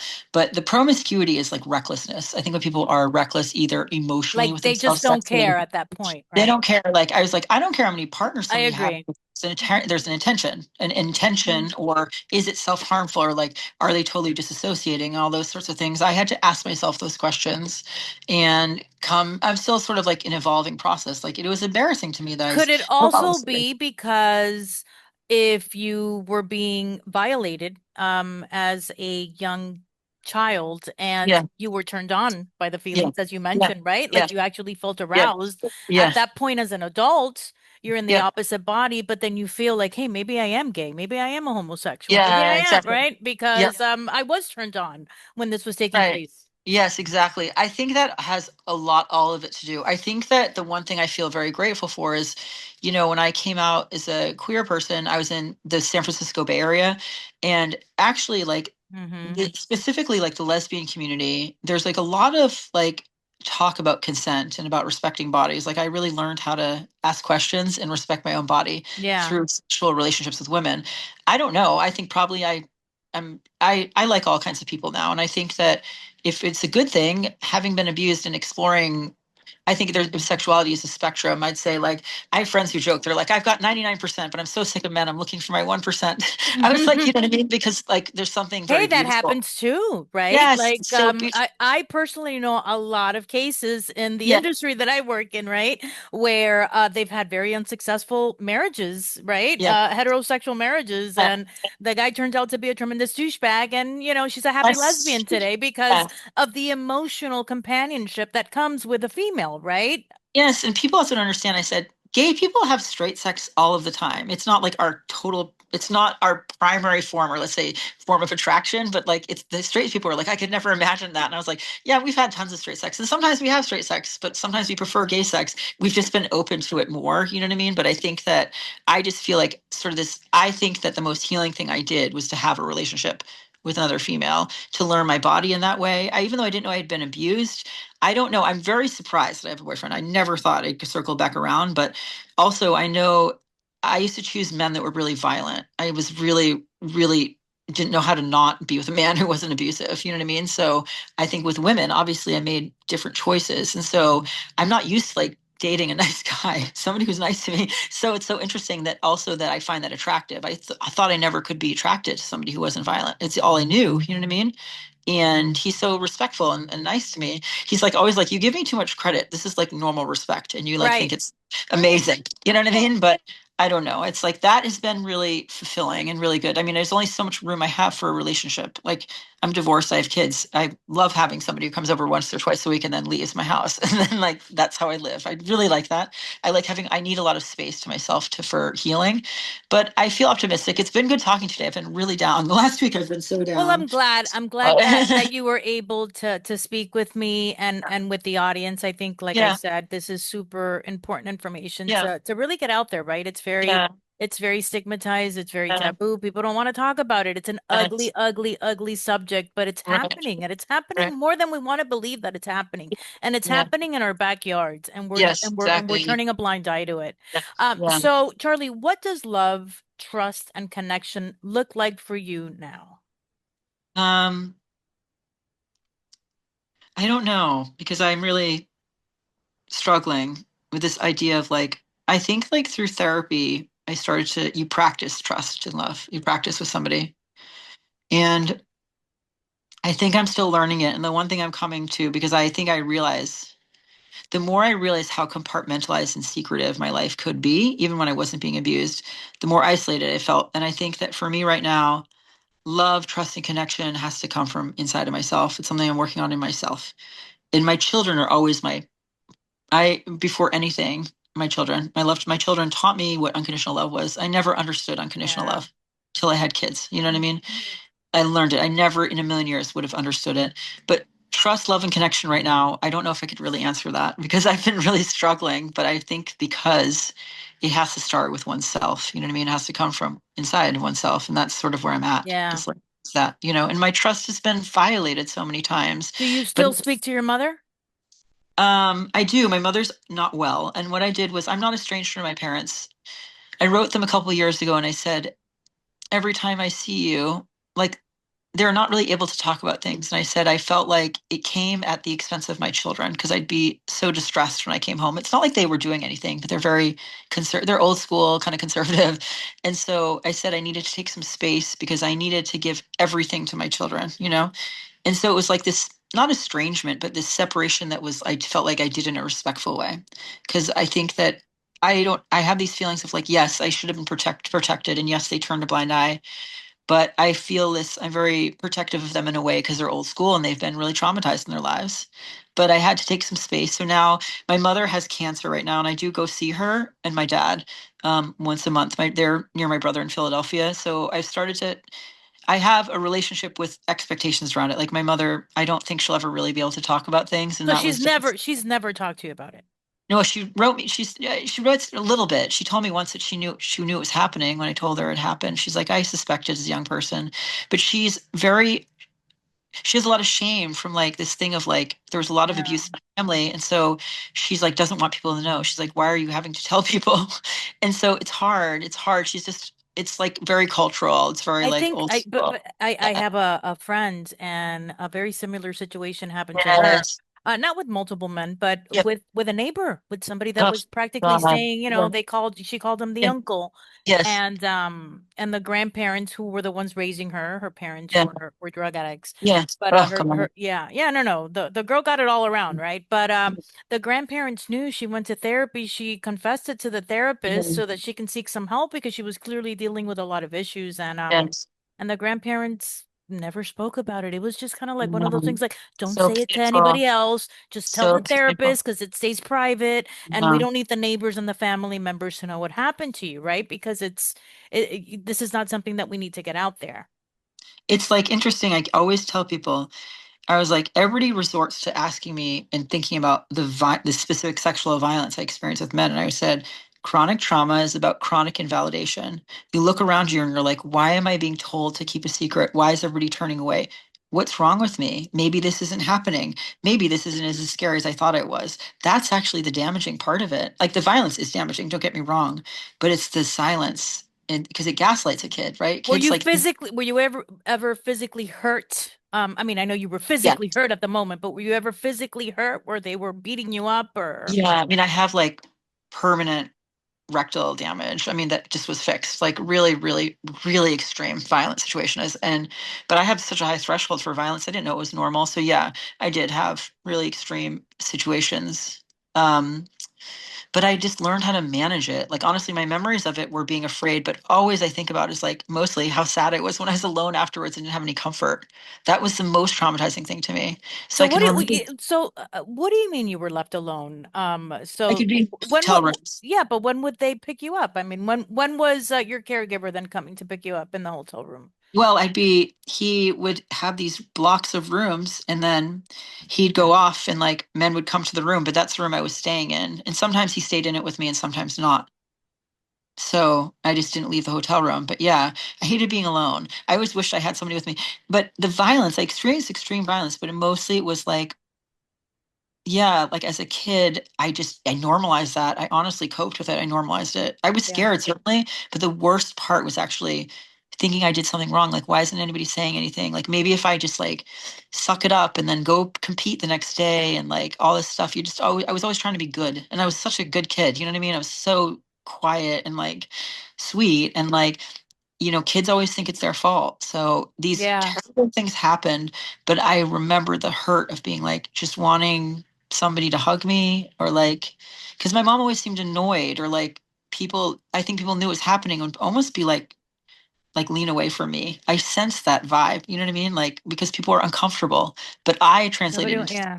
something's wrong with me. You know Right. what I mean? It's my And fault. It's my fault. I'm the yeah, I'm problem. bad. And so I was always trying to be good. And so when mostly I just need somebody to be like, you're good just as the way you are. Like, I believe in you.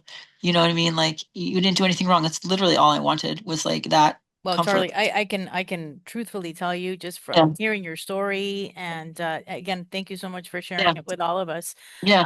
How strong you truly are. But yeah, is there a moment today where you genuinely feel proud of everything that you've overcome? Like, do you see it? I see it. Do you see it? I feel more, and I think this is important part of the aspect I'm in, is I feel more grief. And I think that that's the thing I'm learning to do is be sad for that person. I think like I feel grief. I never was able to grieve what happened That's to me. I definitely just feel part so of the healing sad. process, So do I right? feel proud? Not necessarily, but I'm feeling this feeling of like, oh, I couldn't be compassionate towards myself before. Now I feel like, oh my gosh, that's so sad what happened. It's so sad that I thought I was a bad person for doing that. I thought it's Yeah. so sad that I was alone in going through that. That's what strikes me most. It makes me, but I know that that is something that I'm realize that that's such progress for me. So I feel proud of that I'm able to access that and feel that and feel um, like I think I used to always feel like this like I was always like, the floor is going to drop out at any moment if I deal with this stuff. So I've always been holding on so tight. And Yeah. grief and sadness, it's gentler. It's a gentler thing than that. And so it takes a lot of courage to like step into grief a little bit and realize that the floor doesn't drop out. You feel your feelings and then you move forward, right? I Right. think that, so I don't know if I feel pride, but I feel very intense grief, but I think in a way that feels very productive. So I feel like all these fears for so long I had around talking with people and sharing it's like weird because it's the exact opposite. It's very freeing, right? If it's done in a way that's respectful and guided. And I've even till now, this is probably the most extensively, besides a therapist, I've ever talked to somebody about it. So it's like it's very, it feels freeing, right? That it's okay. You know what I mean? Like it's okay. Like I don't know what I held on for so long, being like, you got to hold these secrets. I do it With the automatically. with the way that you're feeling Yeah. today, these days, and you had the opportunity to speak to Charlie at Yeah. 13, right? Like, what would you tell Yeah. your younger self with the way that you're feeling today and everything that you've overcome? It just would be like, I would just say, even though like I don't totally believe in this thing that anybody's totally good or totally bad, I really got wrapped up in that I want to be good. I always wanted to be good. I always wanted to be good. And I'd be like, you're good just as you are. And you're feeling sad about things because you're not getting things that you need and you deserve. You're good and you should get that. And it's okay. You're okay just as the way you are. I would say that. You know what I mean? Like, it's okay. You're good. You don't need to prove yourself as good. This is not your fault, you know? Yeah. Yeah. What keeps you going on the hardest days? My children. I Yeah. don't think I'd be alive, honestly. You know, everybody's like, you got to do it for yourself. I'm like, Yeah. nope. When I was acutely suicidal, I could not, it's kept me alive because I was like, if I can do one thing in this world is like to not leave that imprint of trauma on my children. Suicide is so traumatic for children, and it has, at certain times, I've been so acutely, I've almost felt like it's unfair that I had to stay alive. I was in so much pain. Have you And tried? Did you try? Did you actually yeah. try to go through with it? Um, I've gotten real close, but there have been moments of total disassociation. Like when I have those nightmares, like I haven't been, like I've woken up to Hmm. things. I've been able to, but I usually, when things don't get to this point anymore, like I know I'm moving towards needing a hospitalization because I'm having so much suicidal ideation and difficulty Right. with my sleep. I know earlier now, but I would say they weren't like these completely coherent moments that I was doing that. It's a little bit different when I have these super disassociative. And I also think when I wake up in the night and I'm confused about where I am, I actually think I'm in like being threatened. I'm so afraid, you know, and I just can't take it anymore. But my children is like, and so the philosophy, and some people are like, you always do it for yourself first, then other people. I'm like, nope, nope. You could stay Mm. alive, find any reason to stay alive. Yeah. Any reason, like it doesn't matter, your dog. Or my friend one time said, she's like, I have this, not to speak so well, I'll speak very forwardly. She's like, I have this gun, but for some reason, I think it would be really embarrassing to die that way. I'm like, hold on to that. You don't want to die for an embarrassing reason. I was That's like, right. Whatever and helps. it doesn't Whatever matter. helps you. Yeah. Whatever gets you through that moment. And so, but my Because it children, is, because it is a moment in that moment, right? And you do get through it it took eventually. me 5 years, I'd say. And only in the last 2 years was I able to start being like, I'm going to live for myself because my kids deserve me as a whole self. But for 5 years, I hung on to, I was in so much distress and pain and like just so much rejection and confusion. But I always, for my children, you know, I think that I'm so grateful I have children. My children are so wonderful and they're wild. My house right now is trying to hide. I got them a Barbie dream house, and so we've been trying to put it together. It's like How old are your kids? they're 7 and 10, 7 and 10. Okay. Yeah, Oh, great. That's a great age. That's a yeah, they're wild, but Are they you understand. are you extra overprotective of them? I can be. I can be. They understand it. We call it feelings school. Like when I do inpatient psych care, they know that I go to school for my feelings, Okay. and they know that I was harmed as a child, and they know I have bad dreams. So I think that the way we've continued a conversation with them about it is made it less traumatizing for them because I don't just disappear, or they understand that I have these difficulties at times. And you're getting help. Yes, I'm getting help, and that we call it school, which it should be. We all need to learn how to I love manage. that. Yeah. So, and I'm in a state where there is a psychiatric facility in my town, and it looks like a college campus. I was like, this was probably what it feels like to go to an Ivy League school, except you have to be a mental patient to go here. But it's very this old, very like, Yeah. you know. That's So right. No, I yeah, love that. I love that. yeah, And again, therapy is also very taboo to speak about. Like, what do you mean yeah. you want to go see a therapist or a psychiatrist? What are you crazy? I love No, my there's nothing therapist. wrong with that, And no, I miss having a therapist so much, and so and I think that it's been very difficult, this whole thing. It's a whole nother story, but I'm working through it. But I'm also getting to this point where I've interviewed like 20 therapists, and there's something that's I need to heal from that. And but It's I'm like it's seeing, like Good Will Hunting, right? In the movie. Like yes, you got to yes, click. You got to exactly. have that click. You click and also be open to it. But I'm Yeah. seeing that I'm realizing that like for like this conversation or interacting with people on TikTok, for now I need to realize that I think I've been so focused on that, like I can't get better without a therapist. Well, it's not happening right now. I think I need some space to sort of heal from a rupture. But there are other ways to like still continue moving in a process. And I just need to sort of reimagine and always circle back, like be open to it. But I think I can feel that I'm closed. And so that doesn't mean I'm closed off from doing work. It just means there's other outlets, you know? Well, one of the things that you're doing by sharing your story is anybody that's dealing with the same situation or has dealt with it, you're certainly helping them better understand whatever feelings they're feeling. Yeah. And Yeah.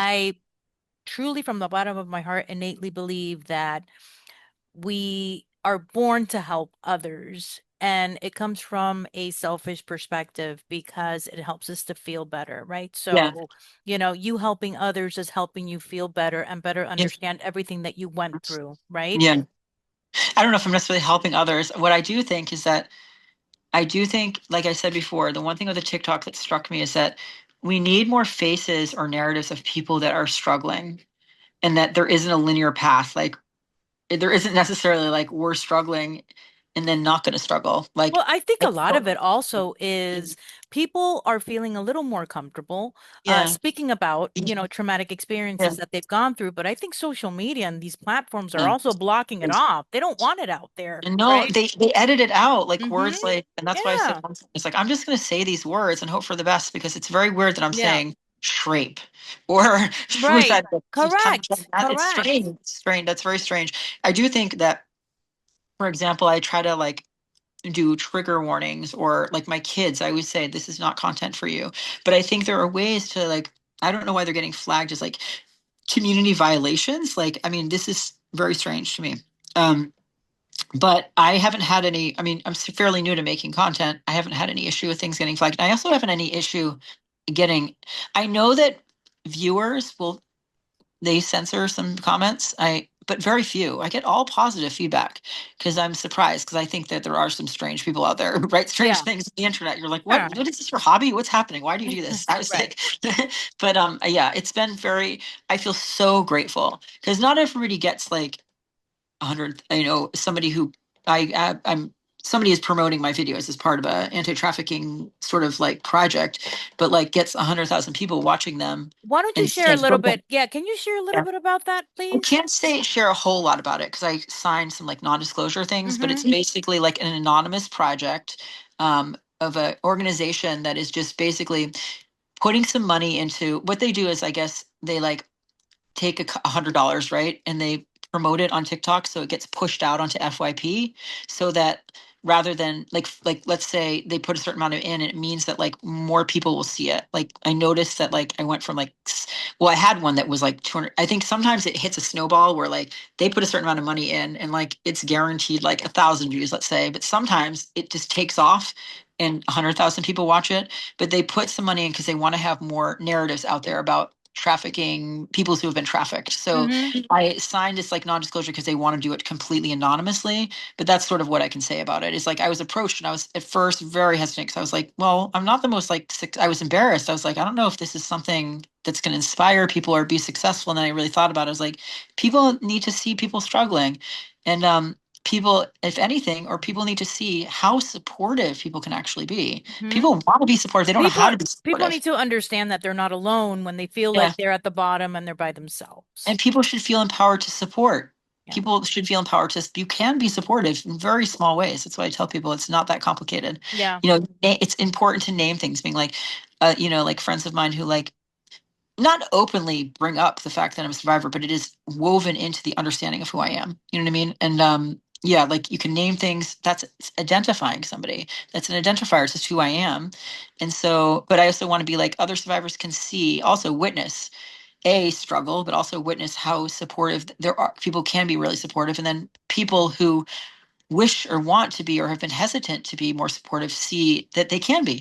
Yeah. I mean, all of it. So I think I always want to look at it as being like, we always can do better. We shouldn't, defensiveness gets us nowhere. Like, we Yeah. always should feel like we can do better. I wanted to get your perspective, referencing an episode that I saw some time Yeah. ago. Ryan Montgomery, have you heard of him? Sounds very So he's a familiar. cybersecurity expert and ethical hacker who appeared on Uh-huh. the Sean Ryan podcast. And Um, what he does is he's created different platforms for tracking and exposing child predators online. oh, okay. Yeah, and he works very closely for the safety with, law enforcement and trying to get the children Yeah. back. But he discusses how easy it is for these predators now to reach children through the different gaming systems that they have available right now. Totally. Like my kids like will be like, oh, they just got tablets, right? And they were like, we can play these games because it's only for 12 and under. So we try to explain to them, we're like, sometimes adults say that they're 12 and Yeah. start participating in these chats, right? We don't let them do any of the live chat Yeah. games because that's really what happens. And then fortunately, it's such a real thing. And I think that I try to be in the middle of my kids because the reality is some people are like, no technology for my kid, blah, blah. I'm like, this is the reality of the world that we live in, right? You can't stop it. Right. You Yeah, I can't. can Yeah. have these conversations with my kids though Mm-hmm. too. It's in these ways that my person I co-parent with, we have really worked at that of trying to be able to realistically talk to them in a way that's age appropriate, but also in a way that's like I said, validating their intuition. Like listen to that little voice, something in you, and you can always tell an adult you don't need to have specific facts. Something makes you uncomfortable. That's okay. It's not tattling. Also, you might feel like we're preventing you from doing something, but we're doing it because of these reasons. So it's always about conversations. It like facilitates family conversations because I didn't have video games as a kid. And I remember one of the first ones I ever saw was this video game called Grand Auto Theft. It's Oh like a yeah. Yeah. I've heard of it. in which you can hire sex workers, and if you don't want to pay them, you can kill them. I thought that was, I Oh remember really? that, yes. And my friends were like, oh, I never really realized that. I remember I saw it and I was like, Yeah. that was wild to me. And they were so deep, they were so, you know what I mean? They didn't even think about it. Like, I never really thought about it that way. I'm like, yeah, that's Well, wild a to lot think. of these cartoons that they have on for kids nowadays, they're completely programmed for the adults, right? With the language that they have, Yeah. right? Right? Just Yeah. like the reasoning behind everything that they're saying in the cartoons, and you're listening to it and you're just like the kids aren't getting it, right? They Yeah. don't have the capability to But they understand feel, they that. think that they know a little bit though. So they'll try to get it and they'll try to say something, you know. I do have this joke with my kids now. One of my things I tell them though is like, it's one of these things, adults, I can't really explain. I'm like, I don't like to use words that I said make fun of women. I say make fun of vaginas. I was like, bitch, cunt. I was like, why aren't we saying penis to make fun of somebody? We're not. I said, we're not Right. going to do that. But I said, but adults, I guess it is using a body language. I'm like, sometimes adults, there's no reason, but I'm allowed to swear and you're not. And there's not really any reason behind that. I'm like, I do an appropriate setting. So I joke with them sometimes right now, lately, the other day, I said, don't act like assholes in Walmart today. And they laugh because I'm like, and I can say that right now. I'm not going to say it all the time because they kind of giggle and they kind of understand that they can't be saying that language. And I wouldn't do it in the store, but like, Mm-hmm. it's not this funny thing where, because sometimes they're like, but why? But why? And I was like, because I feel like that adult that's like, just because it's like one of these unspoken rules, I get to swear and you don't. But these are also the swear words I don't like to Yeah, use. And that's this is right. why. So Are any specific warnings that you can kind of like pinpoint that a parent can be looking out for, or even if a child is watching this podcast right now, that you can say like, "Hey, watch out! You know, this is something." yeah. You mentioned that he was kissing you on the lips, right? Like, yeah, that's an obvious one, but something a little more subtle that you can think of. I think for kids, I would say trust your instinct. If something feels uncomfortable, it's uncomfortable. You don't need to define it, but find an adult. It often, I think, like I notice with my friends' kids, I try to be present in consciously in some friends of mine kids lives because kids need other adults other than their parents. They just do.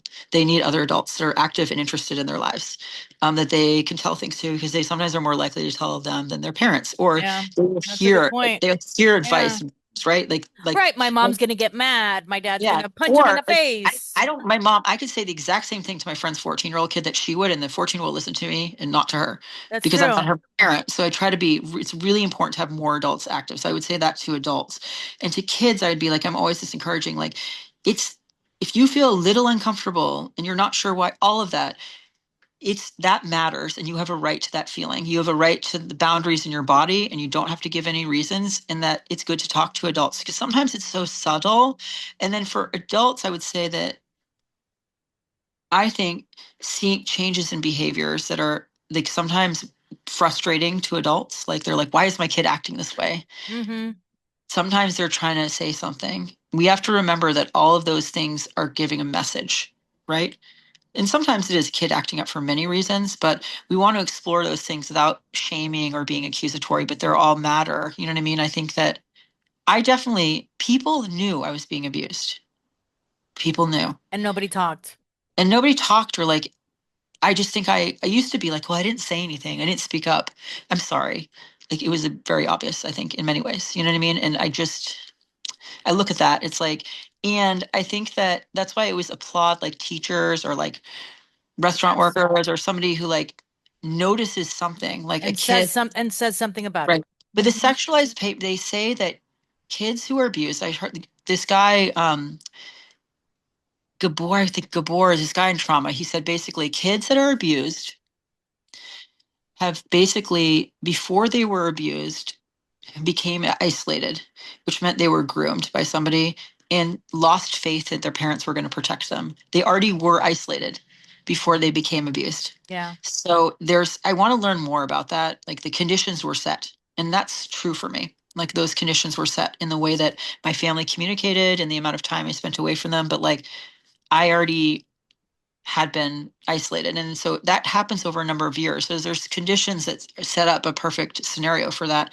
And it's only something I actually just posted it on my TikTok. I'm going to repost it on my story because it's like it's so this guy he explains it so well about the conditions. I thought it was just so on point. I really related it to. It's like his name is Gabor Mate, Mate. He's like a really well-known trauma person, but it's things of talking about like how when the abuse has started, the conditions have already been set. And part of it is there's a lack of communication, open communication that and there's grooming going on. That's all these like subtle things, but kids learn or gaslit or learn to like be like, oh, that's nothing, or don't have the same don't have the language to talk about it, you know. I think that it doesn't just a lot of times it just doesn't come out of nowhere. It's like Well, it's just like right, like how where do you yeah, even begin as a child to yeah, say, somebody's touching me in my private yeah. parts, right? But what it starts out with, that person when they come in the room makes me a little uncomfortable. Right. That I joke with people from big families. We all know that uncle.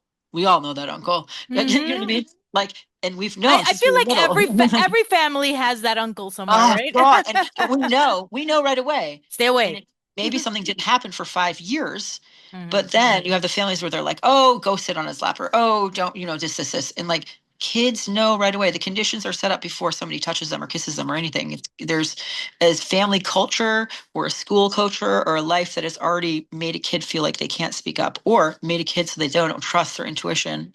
That I will repost it because I suggest you watch it. I thought it was so brilliant. I was like for my own children, like that the conditions for abuse are set up long before like it Yeah. actually fits. So It's interesting because I was speaking to my mother who was raised in Cuba, uh and I asked her even before listening to your story and following you on social media, and I asked her, Mom, has anything ever happened to you like this, yeah, And she was saying that yes, that she remembers from a very young age that there was a neighbor's uncle or an uncle, I don't remember exactly how uncle it was, but it was Geo. like he would always like to grab me and sit me on his lap and get Yes. my sister and sit her on and it's like and but my parents were smart enough to say like, hey, come on, don't stay with him And I alone, didn't right? mind sitting on certain uncles' laps. So it's not all uncles Right, that are but right. But you know the one. You know the one where no, he's up to but something. then it So even gets to weird. that Yeah. point, the uncle And that has no malicious intent toward you then yeah. stays away and avoids even grabbing you and sitting you on Right. his lap because right, he's going to be seen as a certain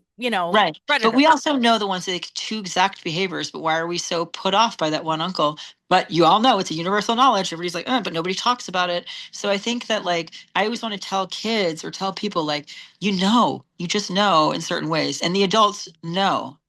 They Yeah, know. they And it's do. and that but they don't want to ruffle the party by saying, hey, don't have them sit in love. And I always want to say it's so much more about like we're uncomfortable or awkward or we don't want to be confrontational. And like it's more that like saying certain dynamics aren't healthy isn't necessarily accusing somebody of something. It's Hmm. saying the dynamic is not healthy or it's uncomfortable by telling sometimes older men just have no insight into themselves and what you're doing is uncomfortable. Sometimes it is grooming that's going a certain way, but we have to teach our kids and have this dialogue amongst each other about these sort of like subtle behaviors because that's what eventually leads to abuse. But I thought it was so brilliant for to have discussions about like long before abuse, conditions have been set in our environments, in our families, and I was like, that have isolated the child already feels like they can't speak up. Why is that? And So so if you were able today to address lawmakers, tech companies, educators today, what would you tell them that they have to do differently? I think that one thing I think about, I haven't really thought about this that much, is I do feel like, for example, in sex ed, I worked as a school nurse in a boys' boarding school. We don't talk about consent enough.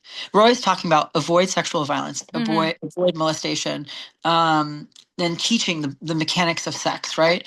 But what does consent really look like? What is like, imagine if like we had a whole generation of boys who like, it's, I always felt like what I learned is that girls are going to like be need to be pushed a little bit and boys learn that girls need to be pushed a little bit rather than being like I wouldn't dream of like touching somebody or leaning in for a kiss without asking them first, like creating cultures around consent, not just sexually but around body autonomy, that Mm-hmm. like, and that's the whole thing about like what do I say yes to. It's not just about saying no, but like the way we interact with each other's bodies is like consent is I think that also like in sexual experiences what I've learned is like there's nonverbal consent.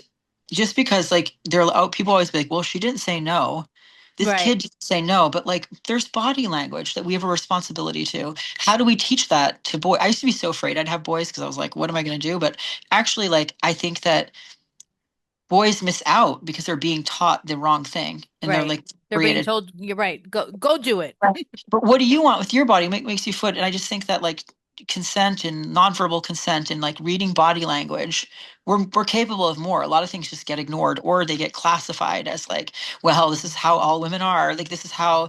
And I think that I've read a little bit about like men's groups that like are men's anti-violence groups that are trying to create like different cultures around male responsibility to like how boys act and like creating role models that are like positive in that way and can talk about things in that way.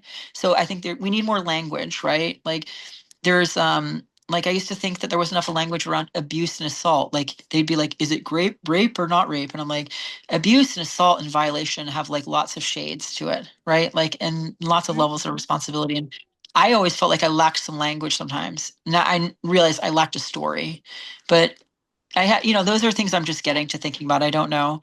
I don't know. I just think that I do think, like you're saying, it's so widespread and it's in a way so socially acceptable. Like it's this weird thing where like everyone's against the predator, yet so much We're of not an doing anything about it. no, people are turning a blind eye to very obvious, subtle interactions that then gaslights Totally. a child because their child's like, that's kind of weird. And then all the adults don't say anything and like let it slide because For God's they, sake, you know, it's happening in our own White House right now. oh You gosh, I know? know. Like, what do you say to your kid? Like, we put somebody who's like convicted sexual predator in office. Like, what does that even mean? You know what I mean? I remember Michelle Obama crying about that. It was like, Hmm. what do I tell my daughters? But I don't know. It's a time, I think, with the Epstein stuff coming out. But I sometimes say to people, I'm like, yes, there's a list, but I'm like, there's a whole, I know that I was involved in this underworld that I'm still trying to remember that does exist. And everybody knew that it existed from these elite classes. It was like a class thing, wealthy people, Yeah. like, not And that all wealthy everybody. people, Hmm. not all wealthy people are bad. I like sort of like the TikToks I see about like, guess who was not in the Epstein files and showing like wealthy, prominent people who like Hmm. never in a million years, like Obama or like you know what I mean? Like seeing like different people and that's true. So it's not It all I is. should It is. It's say true it's because all the this, but majority of the people that you continue to hear, yeah, they're all of these like billionaire elites that are all associated yeah. with that They- they- circle, right? but it was like this thing that, yeah, man, it's really sad, but I do have more and more memories of being at functions like that. And I want to say like, yeah, they exist. It's like the reality that like sometimes it sounds a bit like what's the word? Um I don't know. I can't think of the word right now, but it's like a conspiracy theory, a conspiracist thing. But like, I'm like, yeah, it is like this, there is an underworld that exists that I was a part of. There was like a known thing, right? Like these parties and like Yeah. things I brought to them. I want to remember more, but it's all these are the very new entrapment dreams I have about being at these parties. How did you finally get out? I graduated and went to I had a swimming scholarship to a school. I just So left. you left. Yeah, I left and I still missed him. That was like the biggest heartbreak I ever had because it's like I was so, he owned my identity. He owned my body. I didn't Have you ever understand. communicated with him again? He died. He's dead. So he left the country for like 5 years. Yeah, I try not to think about it that much. Was he ever discovered? Was he ever busted? Yeah, I do know that it was it's like gymnastics. All the files were locked, but I do know that he was stripped. He's not allowed to coach anymore, and he was stripped of any sort of award he had. Hmm. And something came to light, but do you know how many people were abused by him and like nobody said anything? It's like that with a lot of situations with politicians, coaches. Yeah. It's this normalized thing. I think it was normalized to control young athletes, female athletes' bodies in that way. So, and I remember some of the coaches, I'd be like, oh, I'm so glad I have my coach. That coach seems way worse than mine. But Oh, like, it's so bad. But I don't know. I still think I have a lot of memory I have a lot to piece together still in my mind. Like I'm really in this place where these right now, constantly at these parties, then I'll be like trying to remember a face the next morning, and then I'll be like terrified, but I am stuck right now in these dreams. So I'm sort of like that's sort of my reality right now, but it's sort of like this maze I'm trying to get out of, and it's where I'm at. So it's going to be a process, that's for sure. yes, it Yeah. is. So yeah, so If is there anything that you want to conclude this episode with, Charlie? Because, I want you to know that I'm listening, the audience is listening, and I believe you. yeah, Okay. And again, thank you so much for sharing yeah, all of this information. I know that you're struggling sharing it as you're speaking. So yeah. is there anything that you want to conclude this with that you want to Yeah. share? I can't really think of anything because it's like I said, I so appreciate you reaching out and the opportunity because I don't know if I've ever really shared continuously this much with anybody in this way. So I don't really know how to process it all, but it was Hmm. felt very positive, and I'm just really glad that you saw it as that you saw me, and because it's more that the information needs to get out there, but it's a important process for me. It just all it does is Being contribute accepted, to being me. validated, right? What we were Yes, and talking also about helps me earlier. like the questions you're asking. I was like, man, I'm really still piecing together different things, and it's helpful to have them cued for me. So Well, I appreciate that. I had a lot of questions for you, but you were just kind of like flowing with everything. Sorry, no, that's why I So think I feel I didn't embarrassed want to just saying. interrupt you. Yeah, I really wanted you to feel free expressing yeah, yourself and just sharing your story. yeah, yeah, But I think that we got the point across yeah, yeah, with the majority of the yeah, information, and I'm yeah, glad that you found this to be validating yeah, and helpful for yourself as well. yeah, And really, I believe you, and I'm so grateful to have met you and for yeah. you sharing your story with us here on the Yeah. podcast. Well, This thank you is for your podcast. I've been like listening to some of the episodes, so a yeah, lot of them. I it's went a little Spanish there for a yeah, minute just yeah. because I feel like Hispanics are nosier and they're a lot more engaging. So it was I'm It's trying to. important. Like 50% of the country is Spanish speaking now, just Hey, about. So listen, it's my information, kids, right? I'm kids, still right? getting the information out Yeah. there. It's just I in work on my different Spanish, language. so I was listening to some of your Spanish podcasts in Spanish because it's better for me to listen to media in Spanish because Yeah. as a nurse, I used to do my Spanish was better when I was in California, quite a few, Spanglish bilingual visits with patients, but I always learn it best when I watch TV or listen to podcasts in Spanish. It's Yeah. the best way to learn it. So, It's yeah, fun. It's a lot of fun. Listen, this has yeah, been a healing tool for yeah, myself as yes, well. yeah, Again, sharing your stories and yeah, talking to different people. yeah, And I've met so many interesting people through the yeah, podcast. I yeah, really have. it's Just cool. people from all levels Yeah, and traumas yeah, and experiences. And yeah, then you talk to so many different people from different cultures and you yeah, understand that we really are so inherently alike, yeah, right? yeah, And we're all feeling the same way. We're all yes, feeling, again, validation. exactly, That's what we're looking exactly. for. We want to be happy. We want to be Yeah, violent, yeah, and so we're all human, right? We're yeah. all human. So Exactly.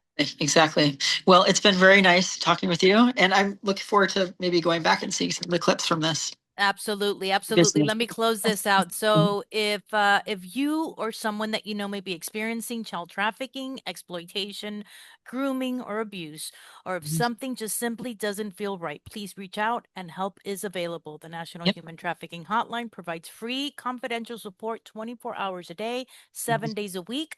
Please call 1-888-373-7888 or text help to 233-733. Be free. You can also chat humantraffickinghotline.org/chat. Thank you so much, Great. Charlie, for speaking with Thank us you. tonight. Appreciate it. And I'll try to get this podcast out tonight if I possibly Okay. can. Okay. Great. Okay. Thank you so much. Thank you so Okay. much, Annie. Take care. Bye bye. Bye bye.